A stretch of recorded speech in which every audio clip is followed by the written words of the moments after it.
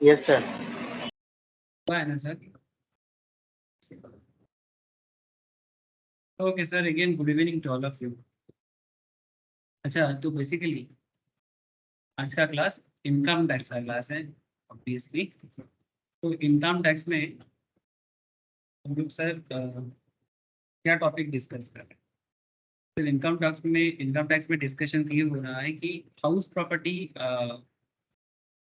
Property जो head है sir, basically 5 heads होते हैं। 5 हेड्स में से एक हेड है सर हाउस प्रॉपर्टी हेड। मैंने हाउस प्रॉपर्टी से जो रेंटल इनकम होता है, आजकल ये बहुत ही पॉपुलर इनकम है, नॉट जस्ट आजकल, ये बहुत दिनों से चले आ रहे हैं। बहुत कुछ ऐसा है, हाउस प्रॉपर्टी से जो रेंटल इनकम होता है, रेंटल इनकम के ऊपर बेस करके, जिसको हम लोग यहाँ पर लेट आउट चिल्लाते रहते हैं सर, ठीक है। तो जब कोई प्रॉपर्टी कोई रेंट पे देते हैं तो उसमें से जो इनकम होता है, उस इनकम का क्या कैलकुलेशन है, और उसके ऊपर डिपेंड करके इनकम टैक्स डिपार्टमेंट किस तरह से प्रॉपर्टी वैल्यूएशन के ऊपर बेस करके हाउस प्रॉपर्टी इनकम को टैक्स के अंदर काउंट करते हैं। That is the main purpose and objective of this chapter, ठीक है। इसके ऊपर मैंने आप लोगों को ऑलरेडी बहुत बार इसके ऊपर डिस्कशन हुआ है, ऐसा नहीं कि ये पहला पहला क्लास है। हम लोग इससे पहले भी हाउस प्रॉपर्टी के ऊपर काफी सारा डिस्कशंस कर चुके हैं, है ना सर? इसके पहले भी इसके ऊपर डिस्कशंस हो चुके हैं। आई थिंक 3-4 लेक्चर्स हुआ है हाउस प्रॉपर्टी में। तो अगर बाई चांस किसी का मिस है तो एक ही छोटा सा रिक्वेस्ट होता है सर, प्लीज एक बार कवर अप कर लो स्टार्टिंग 2-3 लेक्चर्स, तो बहुत ही हेल्पफुल हो जाता है, ठीक है। बहुत हेल्प हो जाएगा और आपका इंट्रोडक्शन हाउस प्रॉपर्टी का जो बेसिक्स है वो भी क्लियर हो जाएगा। तो सबसे पहले तो जिनको एकदम इनकम टैक्स का कोई आइडिया नहीं, एक छोटा सा बात कह दूँ सर, जैसे राहुल को थोड़ा सा मैं बता देता हूँ। राहुल देख, बेसिकली एक छोटा सा बात ये है कि ये जो हाउस प्रॉपर्टी है, ये बेसिकली कहाँ से आता है? इनकम इनकम टैक्स के बारे में इनकम टैक्स डिपार्टमेंट, ठीक है, गवर्नमेंट ऑफ इंडिया का जो इनकम टैक्स डिपार्टमेंट है, डिपार्टमेंट ने सर 5 हेड्स बनाया। क्या बनाया सर? 5 हेड्स। और ये 5 हेड्स और कुछ भी नहीं, ये एक ह्यूमन बीइंग इंडिविजुअल लेवल पे जो अलग अलग सोर्स से इनकम करते हैं, उस अलग अलग सोर्स को बताते हैं, ठीक है। जैसे कि जैसे कि सैलरी इनकम कर सकते हैं हम लोग, है ना, वेरी पॉपुलर, नो डाउट, सब कोई इसी के पीछे भागते हैं। Second thing, income from house property, जिसके ऊपर मैं अभी चर्चा कर रहा हूँ। थर्ड है sir PGPP, profits and gains in business and professions. Capital gain heads भी है, मैंने बेसिकली अगर आपके पास कैपिटल एसेट्स है तो उसको सेल करके आपको जो गेन होता है, फॉर एग्जांपल लैंड बेच के कुछ कैपिटल गेन कर लिए, शेयर मार्केट से शेयर बेच के कुछ कैपिटल गेन कर लिए, है ना। कैपिटल गेन से जो इनकम होता है वो यहाँ पर बताया जाएगा। सेक्शन 45 से लेके ऑलमोस्ट 55 का एरिया कवर करता है इनकम टैक्स। एंड जिसका कोई जगह नहीं होता सर, उसको हम लोग इनकम फ्रॉम अदर सोर्स पे जगह दे देते हैं। जिसका कोई नहीं है उसका अदर सोर्स है। और ये जो पीजीपीपी माने क्या sir? Profits and business in इनका profits and gains from business and professions. आपका जो भी बिजनेस होता है या फिर जो भी आप प्रोफेशन संभालते हो, जैसे कि chartered accountant as a profession, cost accountant as a profession, company secretary as a profession, doctor, lawyer, ठीक है, प्रोफेशनल इंजीनियर जो सेल्फ प्रैक्टिस करते हैं, सेल्फ प्रैक्टिस करके जो आर्किटेक्ट एज एन एडवाइजर, इस तरह का इन्वेस्टमेंट एडवाइजर, जो बेसिकली अपना सेल्फ प्रैक्टिस करके प्रोफेशन सेटअप करके रखा है स्पेशल नॉलेज के थ्रू से, वो लोग प्रोफेशन करते हैं। तो पीजीपीपी का चर्चा बाद में करेंगे सर, कि बहुत ही वाइटल चैप्टर आने वाला है। उसके बाद कैपिटल गेन, फिर अदर सोर्स करवाएंगे। बट अच्छा, सैलरी मैंने रिसेंट ट्रेंड में एक बार कंप्लीट करवाया है, ठीक है।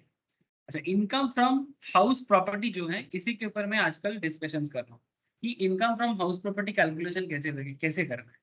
तो सेक्शन 22 से लेके 27 तक का मेनली सेक्शन वाइज एरिया है, बट बीच बीच में और भी सेक्शंस होते हैं जो कनेक्ट किया जाता है हाउस प्रॉपर्टी चैप्टर।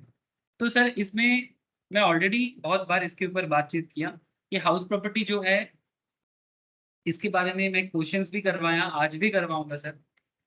इसका बेसिक स्ट्रक्चर आप सभी को पता है, जस्ट एक बार रिकॉल कराने के लिए बीच बीच में मैं करता रहता हूँ, थोड़ा सा हल्का फुल्का प्रोविजनल रिविजन हो जाता है। जैसे ये जो सेक्शन है, सेक्शन 22 किस पे बात करते हैं? चार्ज पे बात करता है। क्या चार्ज? रिकॉल हो जाएगा फटाफट, ठीक है। चार्ज माने चार्ज माने सर सेक्शन 22 हाउस प्रॉपर्टी में ये सेक्शन बात करता है कि भाई अगर आपके पास प्रॉपर्टी है और उस प्रॉपर्टी को लेट आउट करके आप कमा रहे हो तो आपको इनकम टैक्स चार्ज करेगा। क्या चार्ज करेगा भाई? टैक्स देना है। ठीक है, तो चार्ज पे बात करता है। इसलिए यहाँ पर देखो सिंपल समरी बात है सर, ये समरीटिकल थोड़ा सा डिस्कस कर देता हूँ। थोड़ा समरी पढ़ देता हूँ सर आपको। समरी पढ़ने से क्या सुविधा होगा? प्रोविजंस रिकॉल हो जाता है, रिवाइज हो जाता है। ज्यादा टाइम नहीं लूंगा, फटाफट बताता हूँ। The annual value of any property comprising of building और लैंड, इसके ऊपर बहुत सारे कैलकुलेशंस पहले भी हुआ, आज भी हुआ। Annual value of any property comprising of building, land और एपर्टिनेंट देयरटू, माने बेसिकली कई बार क्या होता है सर, सिर्फ बिल्डिंग अकेला नहीं होता है, बिल्डिंग के साथ जुड़ा हुआ जमीन भी होते हैं, जिसको हम लोग बंगाली में बोलते हैं उठोन। है सर, उठोन बोलते हैं ना। उठोन समझते हो आप लोग? हिंदी में बोलते हैं घर का आंगन। हाँ, आंगन समझते हो? बंगाली में बोलते हैं आंगन, संस्कृत वर्ड है ना। उठोन, आंगन, ठीक है। तो बेसिकली वो आंगन जो होता है ना, जो घर का पार्ट होता है सर, दैट इज लैंड, उस पर घर नहीं होता, बट घर के साथ जुड़ा हुआ एक जमीन। ठीक है, उसको इसी को बोला जाता है बिल्डिंग और land appurtenant thereto, of which the SSC is the owner. इसका ओनर कौन है? एसएससी। एसएससी माने जिसका इनकम टैक्स कैलकुलेशंस होते हैं उसे एसएससी कहा जाता है, आप लोगों को पता है। और असेसमेंट क्या होता है? जो वही जिसका इनकम कैलकुलेशन किया जा रहा है उसी को असेसमेंट कहते हैं।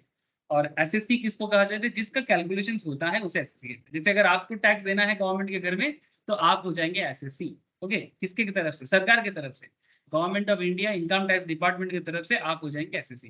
तो सिंपल बात करते हैं, annual value of any property comprising of building and land appurtenant thereto of which the SSC is the owner is chargeable to tax under the head income from house. Property should consist of any building और land appurtenant there. Property माने building भी हो सकता है, building के साथ जुड़ा हुआ लैंड, अलग लैंड नहीं सर। ये जो अलग लैंड का बात है ना, कुछ एग्रीकल्चरल लैंड का कॉन्सेप्ट है, उसके ऊपर एक टॉपिक आता है सर एग्रीकल्चरल इनकम, जो मैंने सैलरी पढ़ाने से पहले कवर अप किया, बेसिक्स ऑफ इनकम टैक्स का पार्ट है। बट सर लैंड अगर आपके पास है, अगर आप उसको बेच के इनकम करते हो तो वो कैपिटल गेन टैक्स होता है, वो हाउस प्रॉपर्टी टैक्स नहीं है। Point to be noted. यहाँ पर मेनली हम लोग ना रेंटेड इनकम की बात करेंगे सर। ठीक है, income from letting out of vacant land is however taxable under the income from other source. अगर आपके पास कोई फाका जमीन है, फाका जमीन समझते हो? खाली जमीन। ठीक है, अगर आपके पास कोई खाली जमीन है, और खाली जमीन याद रखे सर, प्रॉपर्टी लेट आउट करना हाउस प्रॉपर्टी है, बट जमीन लेट आउट करके जो इनकम होता है that is not part of house property. Sir मैंने आप लोगों को जब स्टार्टिंग में एकदम, ठीक है, हाउस प्रॉपर्टी जब मैंने स्टार्ट किया था उस टाइम पे कुछ इंपॉर्टेंट पॉइंट कवर किया था। जैसे ये सब घर वगैरह बना के भी दिखाया था कि आपके पास घर है, ठीक है, उस घर को आप रेंट पे देते हो। ठीक है, आपके पास घर है, उस घर को आप रेंट पे देते हो।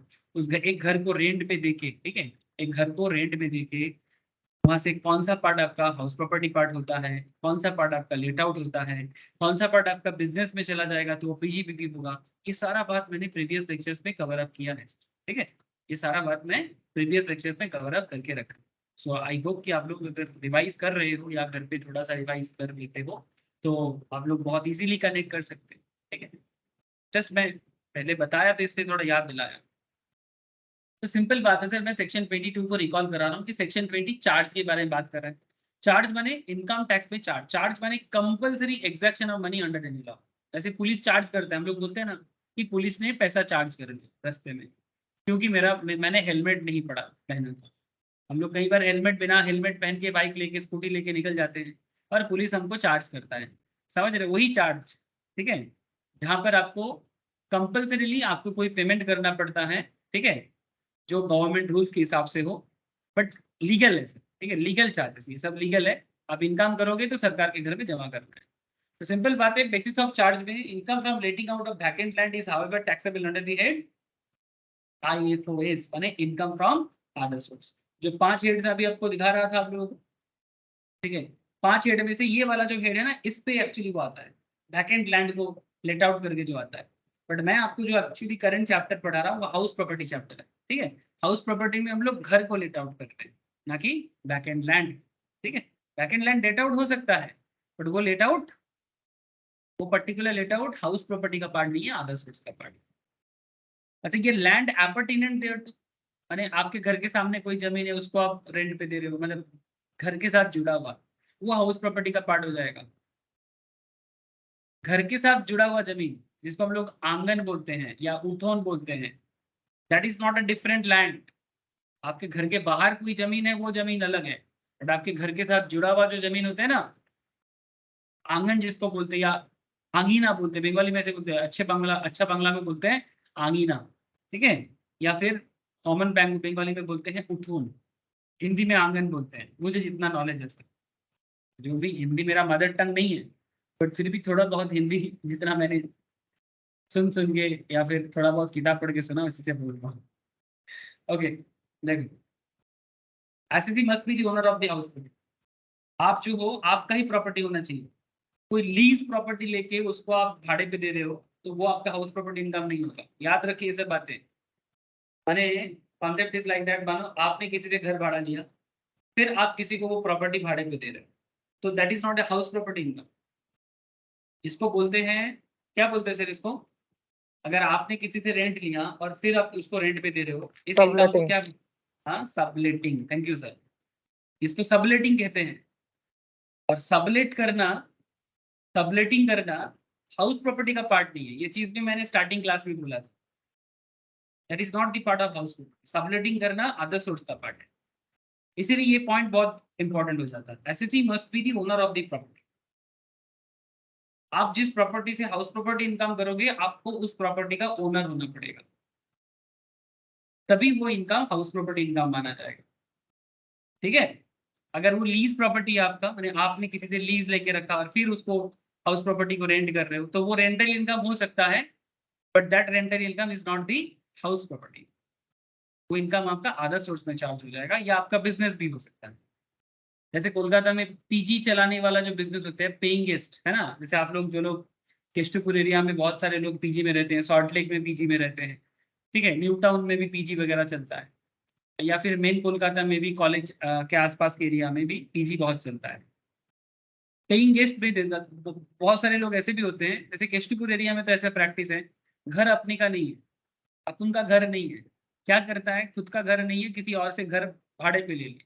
से फॉर एग्जाम्पल किसी का एक 2 BHK है, उसको 15,000 में रेंट पे ले लिया। अब उसको घर को क्या किया, उसने पीजी में कन्वर्ट कर दिया, ठीक है, फिर उसी घर से वो 30, 35, 40, 45 हजार कमा रहे हैं, तो 15,000 उसका खर्चा हो गया, बाकी 20, 25 हजार जितना उसका मेंटेनेंस वगैरह माइनस करके उसका 20, 25 हजार एक बिल्डिंग से वो कमा लेता है, कम से कम, और भी ज्यादा हो सकता है, मैं एक एवरेज बताया, ठीक है। तो ये इनकम हाउस प्रॉपर्टी इनकम नहीं है। ऐसा होता है ना सर, ये जो मैं आपको पीजी वाला एग्जांपल दिया, ऐसा होता है कि नहीं होता, ये बिजनेस मॉडल जो लोग एज ए स्टूडेंट कोलकाता में आके रहते हैं उनको जरूर पता होगा। Yes, sir.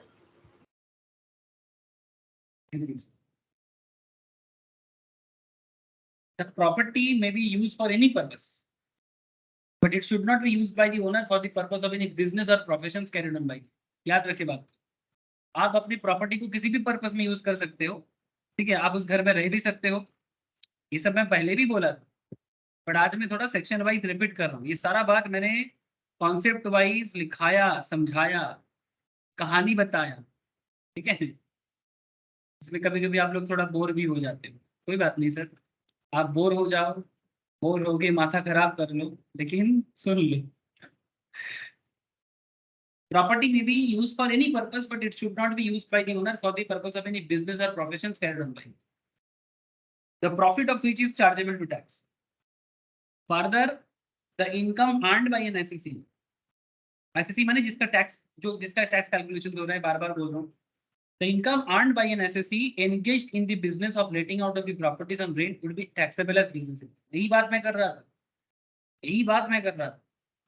मैंने कहने का मतलब इतना है कि अगर आपका घर है, जैसे ये माना ये वाला एक घर हम लोगों ने बनाया है ना, ये वाला मेरा एक फेमस एक गाना है ना सर, तेरे घर के सामने घर एक बनाएंगे झूठा ही सही, हाँ सुना है, अभी पुराना गाना है, आप लोग नहीं सुने होंगे शायद, शायद नहीं सुनोगे, बट एक पुराना गाना है, मोस्ट प्रोबेबली किशोर कुमार की आवाज में है। तेरे घर के सामने घर एक बनाएंगे झूठा ही सही, ठीक है, तो बड़ा फेमस है, यूट्यूब में मिल जाएगा आपको गाना या किसी भी इसमें। तो जो भी हो, ये हम लोग एक झूठ झूठ का घर बनाए। इस घर को हमने इस घर को हमने 3 हिस्सों में बांटा था सर, इस घर को 3 हिस्सों में डिस्ट्रीब्यूट किया था। एक घर आपका जिसमें आप खुद रहते हो, ये सेल्फ ऑक्युपाइड पार्ट है, this part is a self occupied part.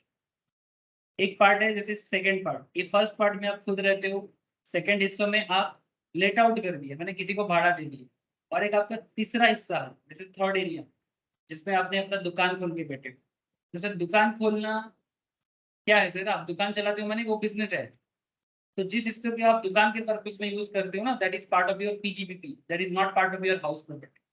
भले ही आपने अपने ही हाउस प्रॉपर्टी में बिजनेस कर रहे हो, बट वो पीजीबीपी का पार्ट है। सिर्फ जिस हिस्से को आप लेट आउट करोगे, चाहे किसी और को, चाहे वो उस घर को लेट आउट मतलब बिजनेस पर्पस में यूज करे। माने मानो आपने मुझे लेट आउट कर दिए, आपका घर है मानो, और मैं इसमें बिजनेस करता हूँ, चलेगा, उसमें दिक्कत नहीं है, मैं रेसिडेंशियल पर्पस में रहूँ या फिर बिजनेस पर्पस में let out, that is but for example ये घर जैसे कि ये ओनर है, इसके लिए लेट आउट से जो भी इनकम होगा वो रेंटेड इनकम होगा, और वही इनकम हाउस प्रॉपर्टी में चार्ज होता है। यही सिंपल सा बात कहना चाहता है। बट मानो इसी का जो छत पे नाच रहे रे बाबा, हाँ, ये जो छत पे नाच रहे हैं, इसने नीचे एक दुकान भी खोला, अपना ऑफिस भी बनाया, बट ये ऑफिस से ये जो भी कमा रहा है अपना बिजनेस करके कमा रहे हैं, बट ये बिजनेस वाला जो इनकम है ना, वो पीजीबीपी का पार्ट है, but not the part of house property. और जो ये सेल्फ ऑक्युपाइड करके रहा है, ये हाउस प्रॉपर्टी का पार्ट है। तो जिसमें आप खुद रहते हो और जो लेट आउट करते हो, ये हाउस प्रॉपर्टी का पार्ट है। बट उसी बिल्डिंग में अगर आप अपना ऑफिस खोल के बैठे हो या फिर अपना दुकान खोल के चला रहे हो, तो वो आपका पीजीबीपी पार्ट है। बस इतनी सी बात है, इतनी सी बात है। अब जिसके घर के सामने घर बनाना है, झूठा या सही बना लो, समझ रहे हो सर? जिसके घर के सामने घर बनाना है, झूठ का हो या सच का बना लो। ओके सर, ठीक है, कोई बात नहीं, मजाक से बोला। सर मजाक मत करो, हम लोगों को मजाक पसंद नहीं है। ठीक है सर, सॉरी। अच्छा, SSC must be the owner of the property. The property may be used for any purpose, rebirth, but it should not be used by the owner for the purpose of any business or professions carried on by him. The profit of which is chargeable to tax. ठीक है, इस मतलब basically जहां से आप business करते हो, business से क्या होता है, प्रॉफिट होता है, तो प्रॉफिट का पार्ट टैक्सेबल होते हैं, but that is part of PGPP head. कौन सा हेड से? PGPP, profits and gains in business and profit. और अगर the income earned by an SSC engage in the business of letting out, अगर कोई भाड़ा देना ही उनका लेटिंग आउट का काम है, जैसे अभी हमें पेइंग गेस्ट का बात कर रहा था मैं, ये आधा सोर्स में जाएगा। बट हाँ, अगर वो ये रेगुलरली करता है तो बिजनेस इनकम होता है, जो बात मैं आपको अभी कुछ देर पहले बता रहा हूँ। अच्छा, प्रॉपर्टी अगर किसी का स्टॉक इन ट्रेड है, sir property stock in trade कैसे हो सकता है? हेलो,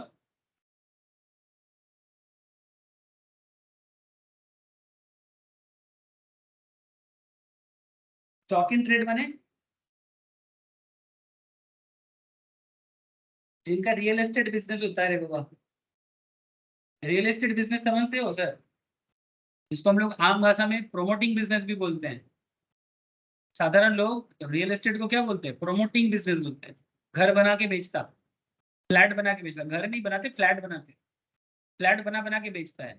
अब घर भी बना रहा है आजकल बंगला स्टाइल का, है ना, बांग्लो जिसको बोलते हैं, बांग्लो। ठीक है, हिंदी में बांग्लो को क्या बोलता है? बंगला बोलता है ना। नहीं। तो अगर कोई प्रोमोटिंग बिजनेस में है, मानो आपके पास इस तरह का दो चार बिल्डिंग है, ठीक है, आपको क्या करना है, बिल्डिंग को या फ्लैट को क्या करना है, बेचना है ना किसी को। तो मानो ये वाला फर्स्ट फेज है, ये बिक गया, लेकिन अभी सेकंड और थर्ड अभी भी बिका नहीं है, तो ये हाउस, ये क्या हो गया, प्रॉपर्टी तो है, बट ये स्टॉक इन ट्रेड हो गया। जैसे जो भी बड़े बड़े कंपनीज रियल एस्टेट में है, उनके लिए house property stock in trade भी हो सकता है। तो यही बोल रहे हैं sir, annual value of house property will be charge under the income from house property where it is held by SSC as stock in trade of a business also. उसे भी हम लोग हाउस प्रॉपर्टी बोलेंगे, भले ही वो business के लिए क्यों ना हो। जैसे एक एग्जांपल दे रहा हूँ, जैसे डीएलएफ वगैरह होता है ना, डीएलएफ, डीएलएफ का क्या बोलेंगे सर? DLF project. डीएलएफ क्या करता है? इस तरह का बड़े बड़े प्रोजेक्ट बनाते हैं, जैसे ये देखो, ये डीएलएफ का एक प्रोजेक्ट है, जहाँ पर डीएलएफ ने अलग अलग बिल्डिंग बना के रखा है। जैसे हमारे कोलकाता में न्यू टाउन एरिया में डीएलएफ का बड़ा अच्छा है सर, और not just in Kolkata, Delhi Noida Gurgaon side में तो बहुत ज्यादा है ना। दिल्ली गुड़गांव नोएडा साइड में बहुत है, ये देखो, देख रहे हैं कितना सारा प्रॉपर्टी है। कहाँ है रे, न्यू टाउन ही लग रहा है मुझे, I think it is New town, sure तो नहीं हूँ। बट लग रहा आजकल सारा शहर एक ही जैसा लगता है। जो भी हो, मैं कहना ये चाहता हूँ कि ये जितना सारा आपको बिल्डिंग दिख रहा है ना, ठीक है, जितने सारे ये दिख रहा है प्रोमोटिंग बिजनेस में जो लोग हैं, इनके लिए सभी हाउस प्रॉपर्टी तो है, बट इनके लिए स्टॉक है। क्या है सर? स्टॉक है। क्यों? बिकेगा जो मार्केट में। बस यही कहा सर, बट ये प्रॉपर्टी है, ऑब्वियसली प्रॉपर्टी है, बट बिकॉज ये लोग प्रॉपर्टी में डील कर रहे हैं। तो हम लोग सर आपको क्या चीज पढ़ा, बेसिस ऑफ चार्जेस में सेक्शन 22 के बारे में थोड़ा डिस्कस कर दिया, जहां पर आपको मैं ये समझाने का कोशिश किया 2 मिनट में, the annual value of any property comprising of building और land appurtenant thereto of which the asset is the owner is chargeable to tax under the income from house property. इसमें आपको प्रॉपर्टी के बारे में बोला गया कि प्रॉपर्टी क्या होना चाहिए, तो इसमें 4-5 पॉइंट था, वही मैं, ठीक है, पूजा कह लो बेपट्टा, समझ में आया रे? ये सब बात मैं पहले थोड़ा सा स्टोरी करके समझाया था, अगर आप बेसिक्स का स्टार्टिंग लेक्चर सुनोगे हाउस प्रॉपर्टी का, बट आज मैं थोड़ा सा समरी पॉइंट में बता रहा हूँ। इसमें आपको क्या हो रहा है, दो चीज होता है इसमें, एक आपको सेक्शन थोड़ा सा रिकॉल हो जाता है कि भाई कौन सा सेक्शन क्या बोलता है। क्वेश्चन कराऊंगा, आज भी क्वेश्चन कराऊंगा, क्वेश्चन रोज होगा। 23 सबसेक्शन 1, ये basically annual value of property के बारे में बात करता है। इसका एक बहुत फेमस कॉन्सेप्ट था जीएबी। क्या कॉन्सेप्ट है? Gross annual value. Point to be noted sir. ये जो ग्रॉस एनुअल वैल्यू का कॉन्सेप्ट है, इसके बारे में मैंने आप लोगों को कहाँ बताया? एकदम फर्स्ट लेक्चर में ही बताया, कॉम्प्यूटेशन ऑफ जीएबी। अगर आप पहला लेक्चर सुनते हो, उसी में मैंने लिखाया जीएबी कैसे कैलकुलेट करना है, और बाद में तो मैं जीएबी कैलकुलेशंस के ऊपर स्पेशल क्वेश्चंस भी करवा के रखा। तो you know how to calculate GAB, but आपको मैं जितना बता रहा हूँ, annual value of let out property, यानी जिस प्रॉपर्टी को आप लेट आउट कर रहे हो उसका एनुअल वैल्यू कैसे कैलकुलेट होता है। The annual value is the amount arrived after deducting the municipal taxes actually paid by the owner। ये डेफिनेशन है, बट मैं तो आपको प्रैक्टिकली कैलकुलेट करके दिखाया बहुत सारा। आप क्लास करोगे सारा समझ में आ जाएगा, ये डेफिनेशन है। तो रटोगे तो ऐसे रट सकते हो, बट अगर आप क्वेश्चंस करके आए हो, क्लास पहले से करके आओ, सारा बात एकदम आंखों के सामने पिक्चराइज हो जाता है। Annual value is the amount. देखो सर, मैं बार बार बोलता हूँ कि अगर आप डिटेल्स में पढ़ोगे, क्वेश्चंस प्रैक्टिस भी करोगे और फिर जाके आप प्रोविजंस पढ़ोगे, आपको हर चीज पिक्चराइज हो जाता है। तब थ्योरी और थ्योरी नहीं रहता है, आप इजीली उसको सामने फील कर सकते हो। लेकिन अगर आप सिर्फ थ्योरी थ्योरी सोच के पढ़ोगे, रट रट के, आपका टंग खराब हो जाएगा, बट आप याद नहीं कर पाओगे। अगर कर भी लेते हो, एग्जाम में जाके भूल जाओगे। कितना करोगे सर याद? इसलिए समझ के पढ़ना प्रोफेशनल एग्जाम का सबसे बड़ा फंडा होता है। The annual value is the amount arrived after deducting the municipal taxes actually paid by the owner during the previous year from the GAB, and GAB of laid out property would be determined in the following manner। ये मैं सिखा चुका हूँ, इसके बारे में अभी बात नहीं करूँगा कि GAB कैसे कैलकुलेट करते हैं। इसका मैं अपने ढंग से आपको स्टेप 1, स्टेप 2, स्टेप 3 सब सिखा के रखा। एक्चुअल रेंट क्या होता है, एनुअल रेंट क्या होता है, एक्सपेक्टेड रेंट क्या होता है, ठीक है, और कैसे GAB तक पहुंचा जाता है। बहुत ही इंटरेस्टिंग वे में सिखाया गया है सर। मैं बार बार बोलूंगा, ये सबसे इंपॉर्टेंट पार्ट है। ये जो जीएबी है ना, ये GAB calculation is the most important part of the house property chapter. तो सेक्शन 23 सबसेक्शन 1।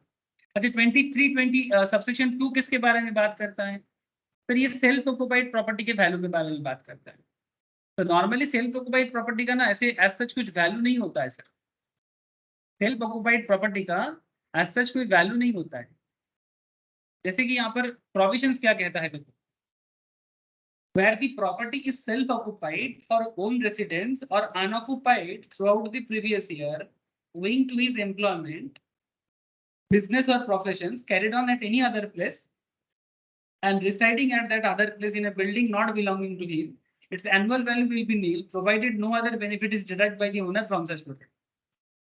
अगर आपको अपने घर से, चाहे आप उस घर को घर के अंदर रहो या फिर उस घर को आप खाली रखो, कई बार होते सर, बहुत सारे लोग ऐसे हैं, मानो कोलकाता में उनका घर है, बट उनको नौकरी मिला है दिल्ली में या नोएडा में या बैंगलोर में। तो आप मुझे बताओ, कोलकाता का घर जो है, अगर मानो उन्होंने उसको रेंट पे नहीं डाला और कोलकाता में रहते भी नहीं है, नोएडा में रहते हैं, तो नोएडा वाला प्रॉपर्टी कंपनी से मिला होगा या फिर रेंट पे रहते हैं, लेकिन कोलकाता वाला प्रॉपर्टी क्या मानेंगे तब उसको? सेल्फ ऑक्युपाइड तो नहीं बोल सकते, अनऑक्युपाइड बोलेंगे, है ना? बात समझो, वही बात कहा, where the property is self-occupied for own residence or unoccupied throughout the previous year, owing to his employment, business or professions carried on any other place and residing at that other place in a building not belonging to him, its annual value will be nil provided no other benefit is derived from the other owner of such property. ठीक है, माने basically self occupied property या unoccupied property से आपको as such कुछ value नहीं मिलता है, वैल्यू नहीं मिलता है। An SSC can claim benefit of nil annual value in respect of one or two residential house properties of self occupied by me। इसके ऊपर एक स्पेशल क्वेश्चन आएगा सर, मैं आपको कराऊंगा।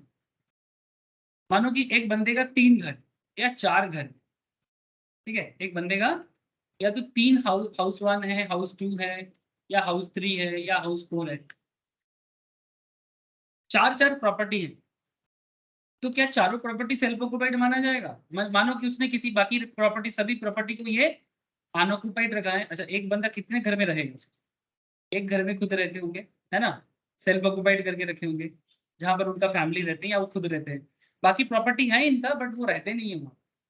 अच्छा, भाड़ा पे भी नहीं दिया, मैंने रेंट पे भी नहीं दिया, तो रूल कहते हैं कि या तो आप एक प्रॉपर्टी को सेल्फ ऑक्युपाइड मानो या तो 2 प्रॉपर्टी को सेल्फ ऑक्युपाइड मानो। मैक्सिमम 2 प्रॉपर्टी सेल्फ ऑक्युपाइड मान सकते हैं, बट अगर 2 से ज्यादा रह गया ना तो बाकी property deemed to be let out हो जाएगा। क्या हो जाएगा sir? DLO, deemed to be let out, माने मान लिया जाएगा कि आपने भाड़ा दिया, और उसी के ऊपर कैलकुलेशन करनी है।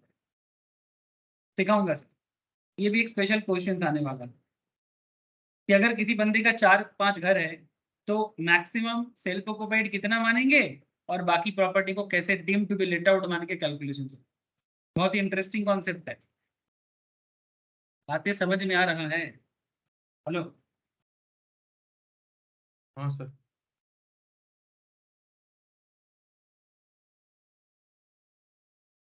ठीक से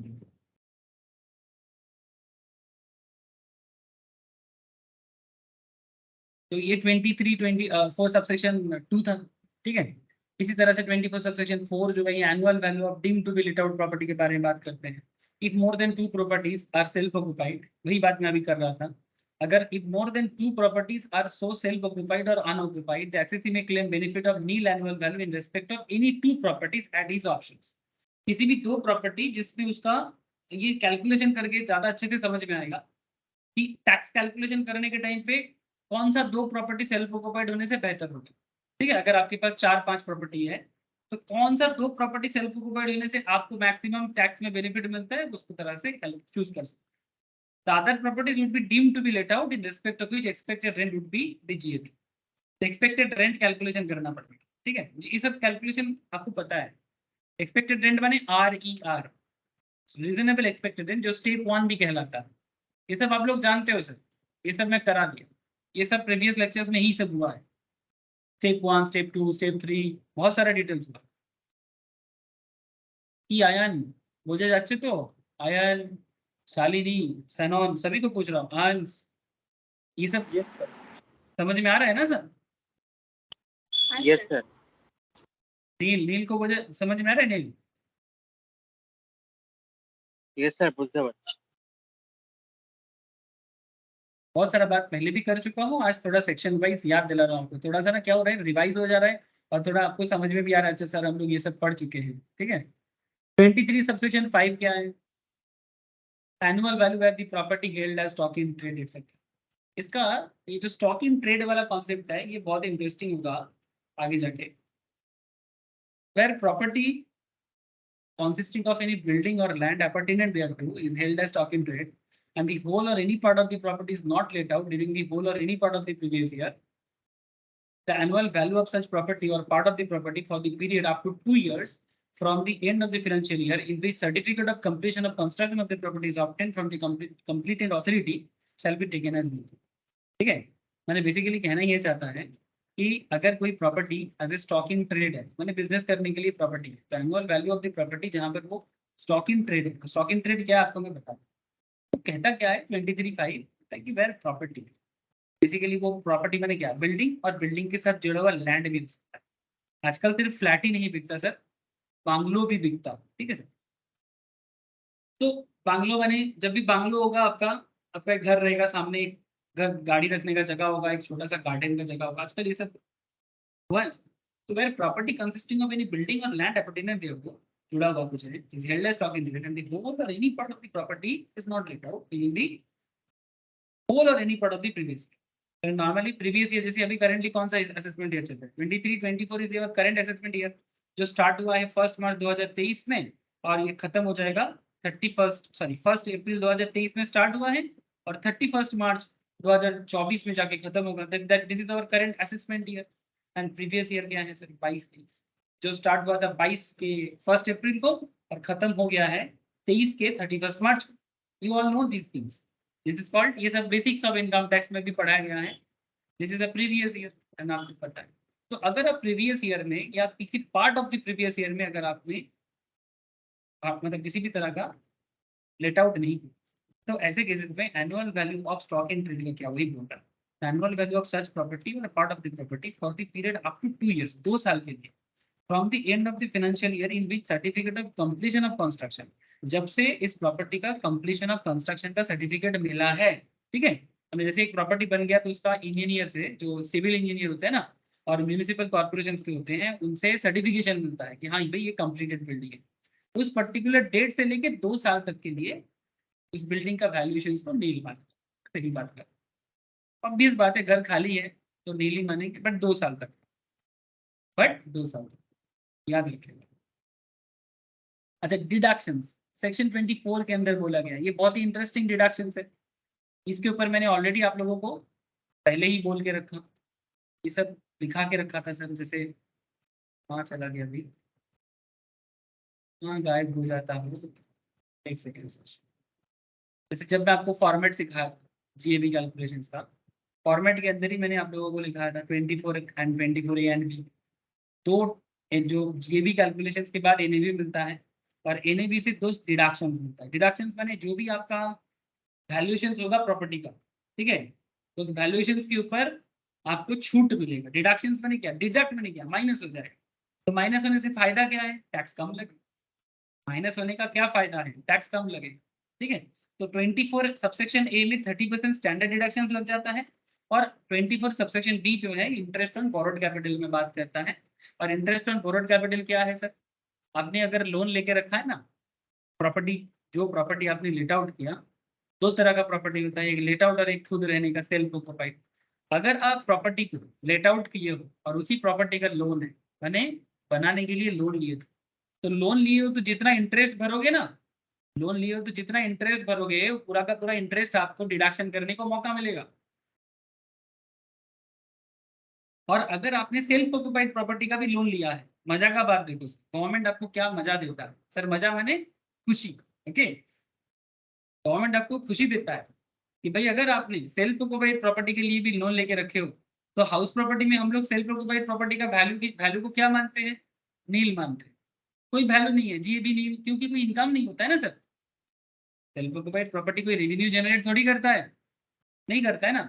जी भी नील है, टैक्सेस भी नील माना जाता है, फिर आपका क्या बोलते हैं उसको, एनएवी भी नील होता है, डिडक्शंस को कुछ मिलेगा नहीं। लेकिन एक एक बेनिफिट है सर, अगर सेल्फ ऑक्युपाइड प्रॉपर्टी है, ये बात मैं बहुत बार बोल रहा हूँ और बार बार बोलते रहूंगा, एज ए टैक्स कंसल्टेंट, जो लोग टैक्स कंसल्टिंग का काम करते हैं सर, तो मेरे पास टैक्स पढ़ रहे हैं, जब आगे जाके आप लोग टैक्स कंसल्टिंग करोगे या फिर आप अपने टैक्स कंसल्टेंट के साथ, जैसे मानो आगे जाके आप लोग कुछ तो अर्न करोगे रे बाबा, कुछ क्या बहुत अर्न करोगे सर, है ना, इतना मेहनत कर रहे हो, पढ़ाई कर रहे हो, लाखों करोड़ों में कमाओगे। तो ऑब्वियस बात है कि जब आप लाखों करोड़ों में कमाओगे तो सरकार को टैक्स भी देना है। तो ये टैक्स का काम अगर आप खुद करोगे तो ठीक है, लेकिन अगर आप मानो जॉब वगैरह करोगे या फिर समथिंग लाइक दैट, तो ऐसे केसेस में आपको कंसल्टिंग फर्म के पास जाना पड़ेगा, जहाँ पर प्रैक्टिसिंग चार्टर्ड हो सकते हैं, कॉस्ट अकाउंटेंट सीएमए हो सकते हैं। इन्हीं के पास ऑथोरिटी है हमारे देश में जो टैक्स रिलेटेड काम कर सकते हैं, CA, CS as well as CMA. तो अब इनके पास जाओगे, ये आपको घर बैठे बैठे क्या करेगा, कंसल्टिंग करेगा। तो आपको पूछेगा कि दादा, दादा मैंने, आप समझ रहे हो, बंगाली में बोलते हैं दादा, कि सर क्या आपका क्लाइंट है, वो आप उनका क्लाइंट हो जाओगे, तो आपको पूछेगा कि कुछ प्रॉपर्टी है क्या, प्रॉपर्टी का लोन वगैरह चलता है क्या। तो अगर लोन चलता है ना तो आपसे डिटेल्स मांगेगा, बैंक का डिटेल्स भी मांगेगा कि कौन से बैंक में लोन है, कितना इंटरेस्ट भरे हो, तो एक बैंक से सर्टिफिकेशन लेके जाना पड़ेगा, अब तक का कितना इंटरेस्ट दिया आपने प्रीवियस ईयर में, फिर उसके हिसाब से आपको डिडक्शन मिलेगा। अगर लोन 1499 के पहले का है तो 30,000 का छूट मिलता है, और अगर लोन 1499 के बाद का है तो 2 लाख तक का छूट मिल सकता है। अच्छा बात है ना सर? अरे अच्छी बात है ना, बोलो ये सुविधा है कि असुविधा है? ये जो इंटरेस्ट में आपको डिडक्शंस मिल रहा है सेल्फ ऑक्युपाइड में, ये सुविधा है कि असुविधा है? ये सभी मैं चीजें बता के रखा था, याद करो जरा कि मोने पढ़ছে সবাইকে, হ্যাঁ আয়ন স্যানন বলো স্যার নীল Yes, sir. Yes, sir. মনে পড়েছে না? Yes, sir. Yes, ठीक है sir. ठीक है ठीक है। बस याद आ जाए तो बस मुझे भी अच्छा लगता है। अच्छा तो वही बात यहाँ पर 24A और 24B पे बोला है, सब बोला हुआ है। अभी आज मैं आपको एक इंटरेस्टिंग चीज सिखाने वाला हूँ, प्री कंस्ट्रक्शन इंटरेस्ट का कॉन्सेप्ट। अब ये मैं थोड़ा सा अभी, आज का मेन टॉपिक यही है, आज का मेन टॉपिक यही है। इतना देर से तो मैं जस्ट आपको रिकॉल करा रहा था। हाँ प्लीजली बोल सकते हो कि थोड़ा प्रोविजंस का भी फ्रेशली डिस्कशन हुआ है, बट आज मेनली मैं आपको यही चीज बता रहा हूँ, प्री कंस्ट्रक्शन इंटरेस्ट। अब इसमें pre construction and post construction का क्या कॉन्सेप्ट है ये आपको समझना पड़ेगा।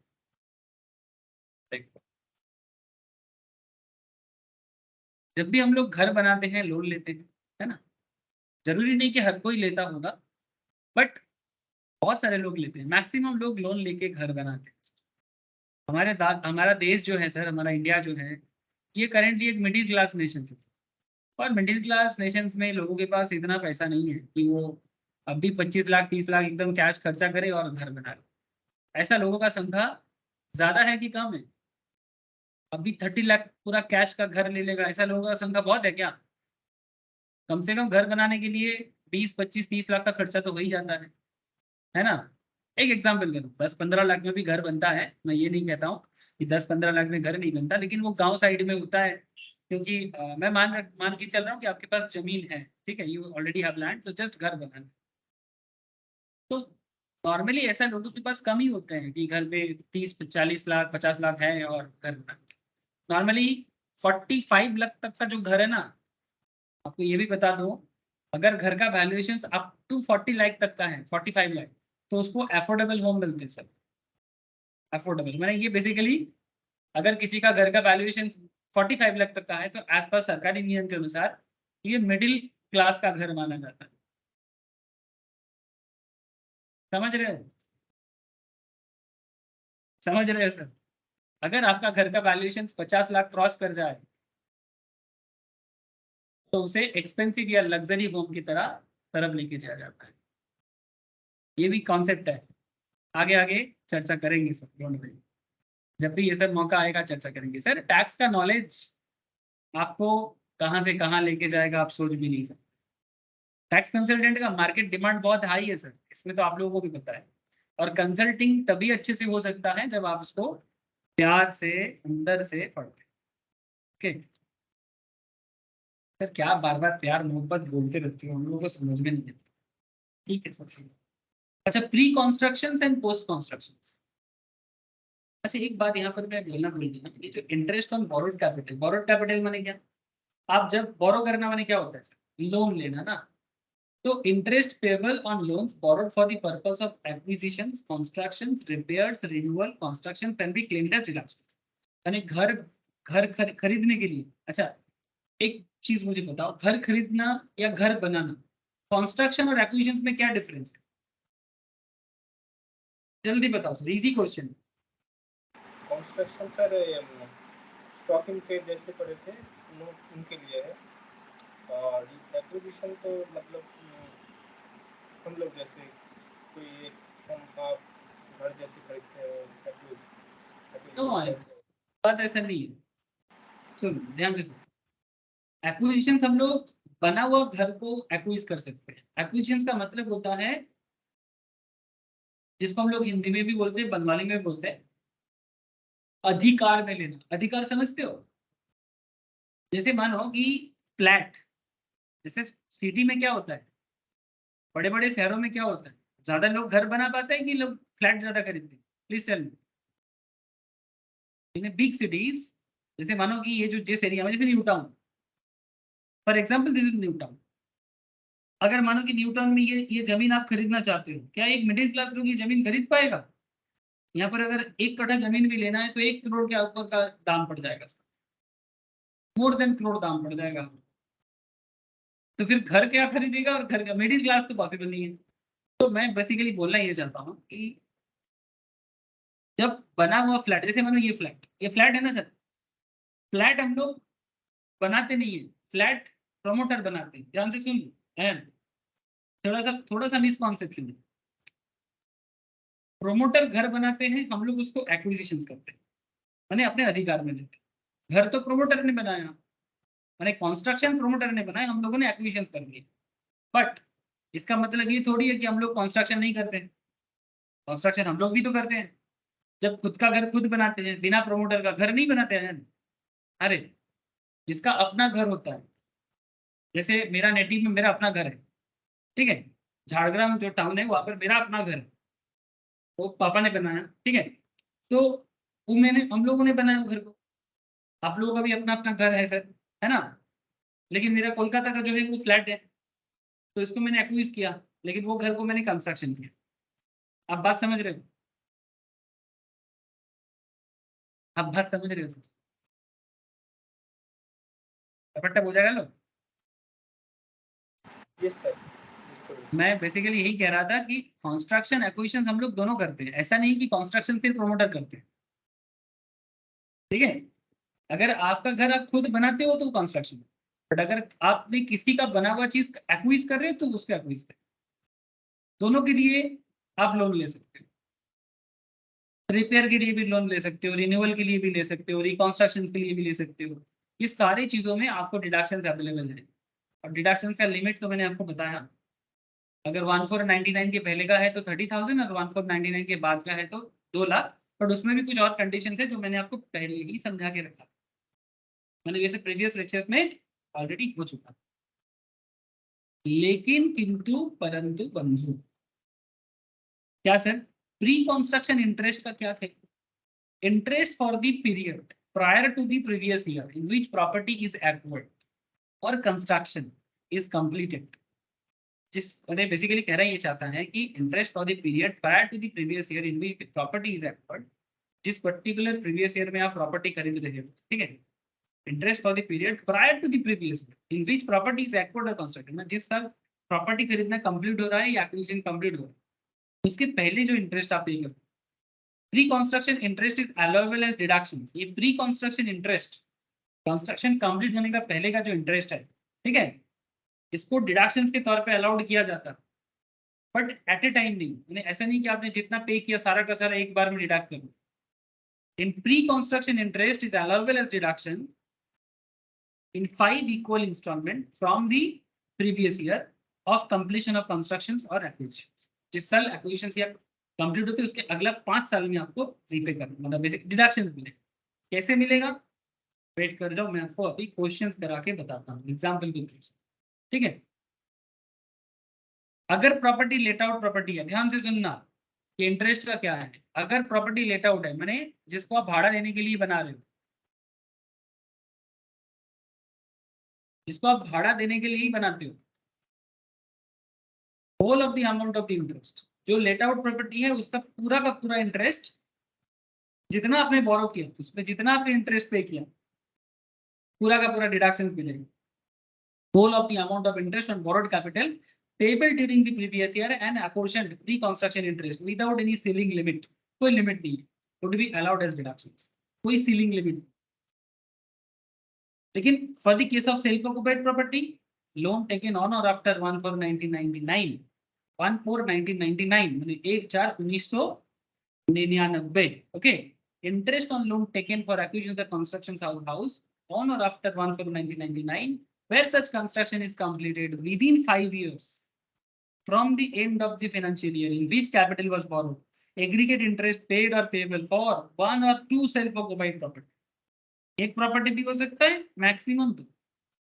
मैंने आपको पहले ही बोला कि आपका अगर एक से ज्यादा घर है या 2 से ज्यादा घर है तो 2 प्रॉपर्टी को सेल्फ ऑक्युपाइड माना जा सकता है, और उसके लिए आप मैक्सिमम, चाहे एक घर हो या 2 घर हो, आप मैक्सिमम 2 लाख तक का छूट ले सकते हैं, इंक्लूडिंग अपोर्शन्ड प्री कंस्ट्रक्शन इंटरेस्ट। मैंने जो प्री कंस्ट्रक्शन इंटरेस्ट भी है उसको मिला के।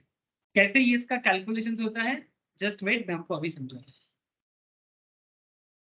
लोन टेकन ऑन और बिफोर 1499 का अगर बात है, अगर लोन 1/4/1999 के पहले का है तो ऐसे केसेस में आपको मैक्सिमम 30,000 का ही डिडक्शन अवेलेबल हो सकता है, ठीक है, including apportion pre construction interest.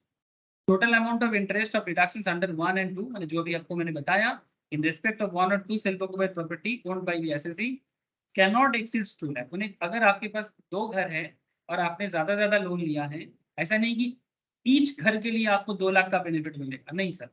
अगर घर 2 भी है फिर भी आपको मैक्सिमम बेनिफिट 2 लाख का ही मिलेगा, मैक्सिमम। अब आपके मन में सवाल चल रहा होगा, सर कैलकुलेशन कैसे होगा इंटरेस्ट का? चलो यही आज कराएंगे। मैंने आपको इतना देर से क्या पढ़ा था, सेक्शंस का थोड़ा सा कनेक्ट करा रहा था। अब मैं आपको बताते जा रहा हूँ सर कैसे कैलकुलेशंस करना है। ध्यान से सुनो, ध्यान से सुनो, देखो और समझो। चले सर आगे बढ़े। मुझे एक पेज लेना पड़ेगा, कहाँ चला गया न्यू पेज।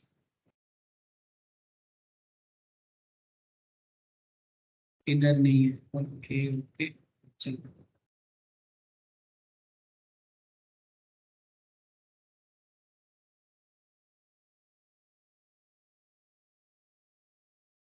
রাহুল রাহুল তো রাহুল মনে হচ্ছে একটু একটু বুঝতে পারছিস, তাই তো? খুব একদম মানে না স্যার unknown। বুঝতে পারছি, আমার দরকার ছিল ওটাকে করে নিয়ে আমি করতে এনে পড়ে নেবো ওটা। ঠিক আছে, একটু বুঝতে পারছিস, তবে একটু ভালো বুঝতে গেলে একটু করে রাখলে ভালো। হ্যাঁ ঠিক আছে। हाउस प्रॉपर्टी इंटरेस्ट कैलकुलेशन, यानी जो लोन का इंटरेस्ट है ना सर, इसमें गवर्नमेंट आपको डिडक्शन देता है, आप उसका मजा उठा सकते हो, टैक्स में बेनिफिट हो जाते हैं। टैक्स कंसल्टेंट हमेशा पूछते रहते हैं कि भाई कोई लोन है तो बताओ, लोन का सर्टिफिकेट दिखाओ, आपको डिडक्शन दिलवा देंगे, है ना। और गवर्नमेंट भी चुपचाप सह लेगा, तो सरकार ने ही तो नियम बनाया हमारे लिए, आपके लिए। इसका बेनिफिट तो हम लोग लेंगे, नहीं लेंगे तो कौन लेंगे? सरकार दयालु है क्या? पता नहीं सर, सरकार दयालु है कि नहीं पता नहीं, पर सर जो है वो तो बताना पड़ेगा। अच्छा, भी कुछ भी बोलते हो, इतना टैक्स लेता है, दयालु कहाँ है? House property interest calculations, interest calculations में 2 हिस्सों में इसको डिस्ट्रीब्यूट करो। एक तरफ लिखो प्री कंस्ट्रक्शन इंटरेस्ट, दूसरी तरफ लिखो पोस्ट कंस्ट्रक्शन पीरियड, ठीक है। तो प्री कंस्ट्रक्शन इंटरेस्ट पे मैंने, अच्छा पीरियड वर्ड लिखना भूल गया, पीरियड लिख दो sir, pre construction period interest. अच्छा, इसके बारे में रूल कहते हैं, क्या रूल? अभी अभी आपको मैंने तो बोलते हैं एमोटाइज करना। क्या बोलते हैं इसको? Interest for the period prior to the previous year in which property is acquired और construction is completed. Pre construction interest is allowable as deduction is 5 equal installment. क्या बोला? 5 equal installment from the previous year of completion of construction of acquisitions. बस वही बात मैं आपको लिखाऊंगा, यही बात मैं आपको, चलो लिखो।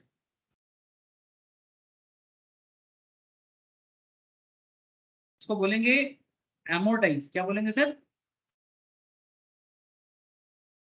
अच्छा, एमोटाइज क्या होता है सर? एमोटाइज को राइट ऑफ भी बोला जा सकता है, ठीक है। जैसे ये वर्ड बहुत जगह में यूज होता है, फाइनेंस में भी यूज होता है, फाइनेंशियल अकाउंट्स में भी यूज होता है। किसी भी चीज को एमोर्टाइज करना माने धीरे धीरे राइट ऑफ करना, माने आपको बेनिफिट मिलेगा बट एट ए टाइम नहीं दिया जाएगा आपको बेनिफिट, धीरे धीरे उसको बेनिफिट दिया जाएगा। मैंने आपको मानो 5 लाख का इंटरेस्ट है तो पूरा का पूरा 5 लाख का इंटरेस्ट एक बार में नहीं मिलेगा, अगला 5 साल में इक्वली डिस्ट्रीब्यूट करके मिलेगा। ये जो 1 लाख 1 लाख 1 लाख करके ऐसे करके राइट ऑफ किया जाएगा, तो उसी को एमोर्टाइज कहते हैं, है ना। तो एमोर्टाइजेशन बोला जाता है, ये अकाउंट्स में भी बहुत बार यूज होता है सर, एमोर्टाइजेशन या राइट ऑफ, ठीक है, राइट ऑफ करो। तो amortize in 5 equal installment, क्या है सर?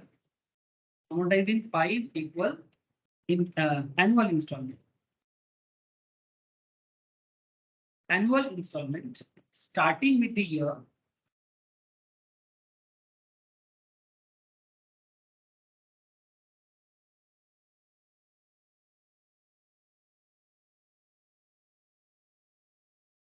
in which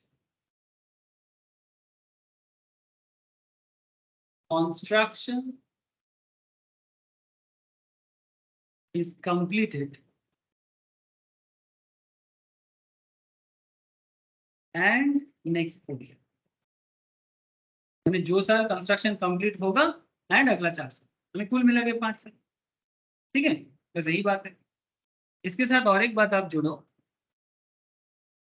ये जो पोस्ट कंस्ट्रक्शन का कॉन्सेप्ट, ये क्या concept? Post construction.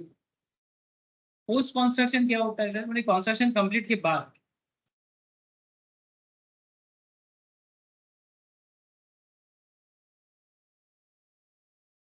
Post construction period is start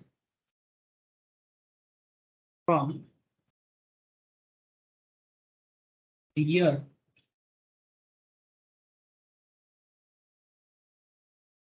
in which construction is complete. Obviously जिस साल कंस्ट्रक्शन कंप्लीट होगा उसी साल से पोस्ट कंस्ट्रक्शन चालू होगा। अब आपके मन में सवाल है, सवाल यही है कि सर प्री पोस्ट तो समझ गए, बट इसका क्या करें, अचार डाले क्या? अचार डालना है कि समझना है और क्वेश्चन करना है, अभी आपको समझना है। अच्छा प्लीज टेल मी, लिख लिए? राइट डाउन हो गया सर? तनॉन हो Yes, चुका sir. है? Yes, sir. Okay Neelu,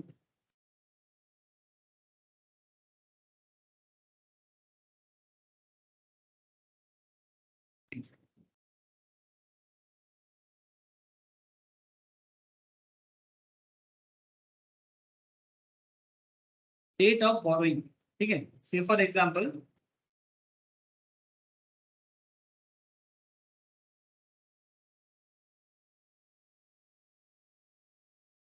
sir date of borrowing 5 साल का गैप देना है तो 18 से 23 कर देते हैं ना, ठीक है। तो 1 मई 2018, ठीक है, आपने लोन लिया, कितने का लोन लिया सर? 10 लाख चलेगा?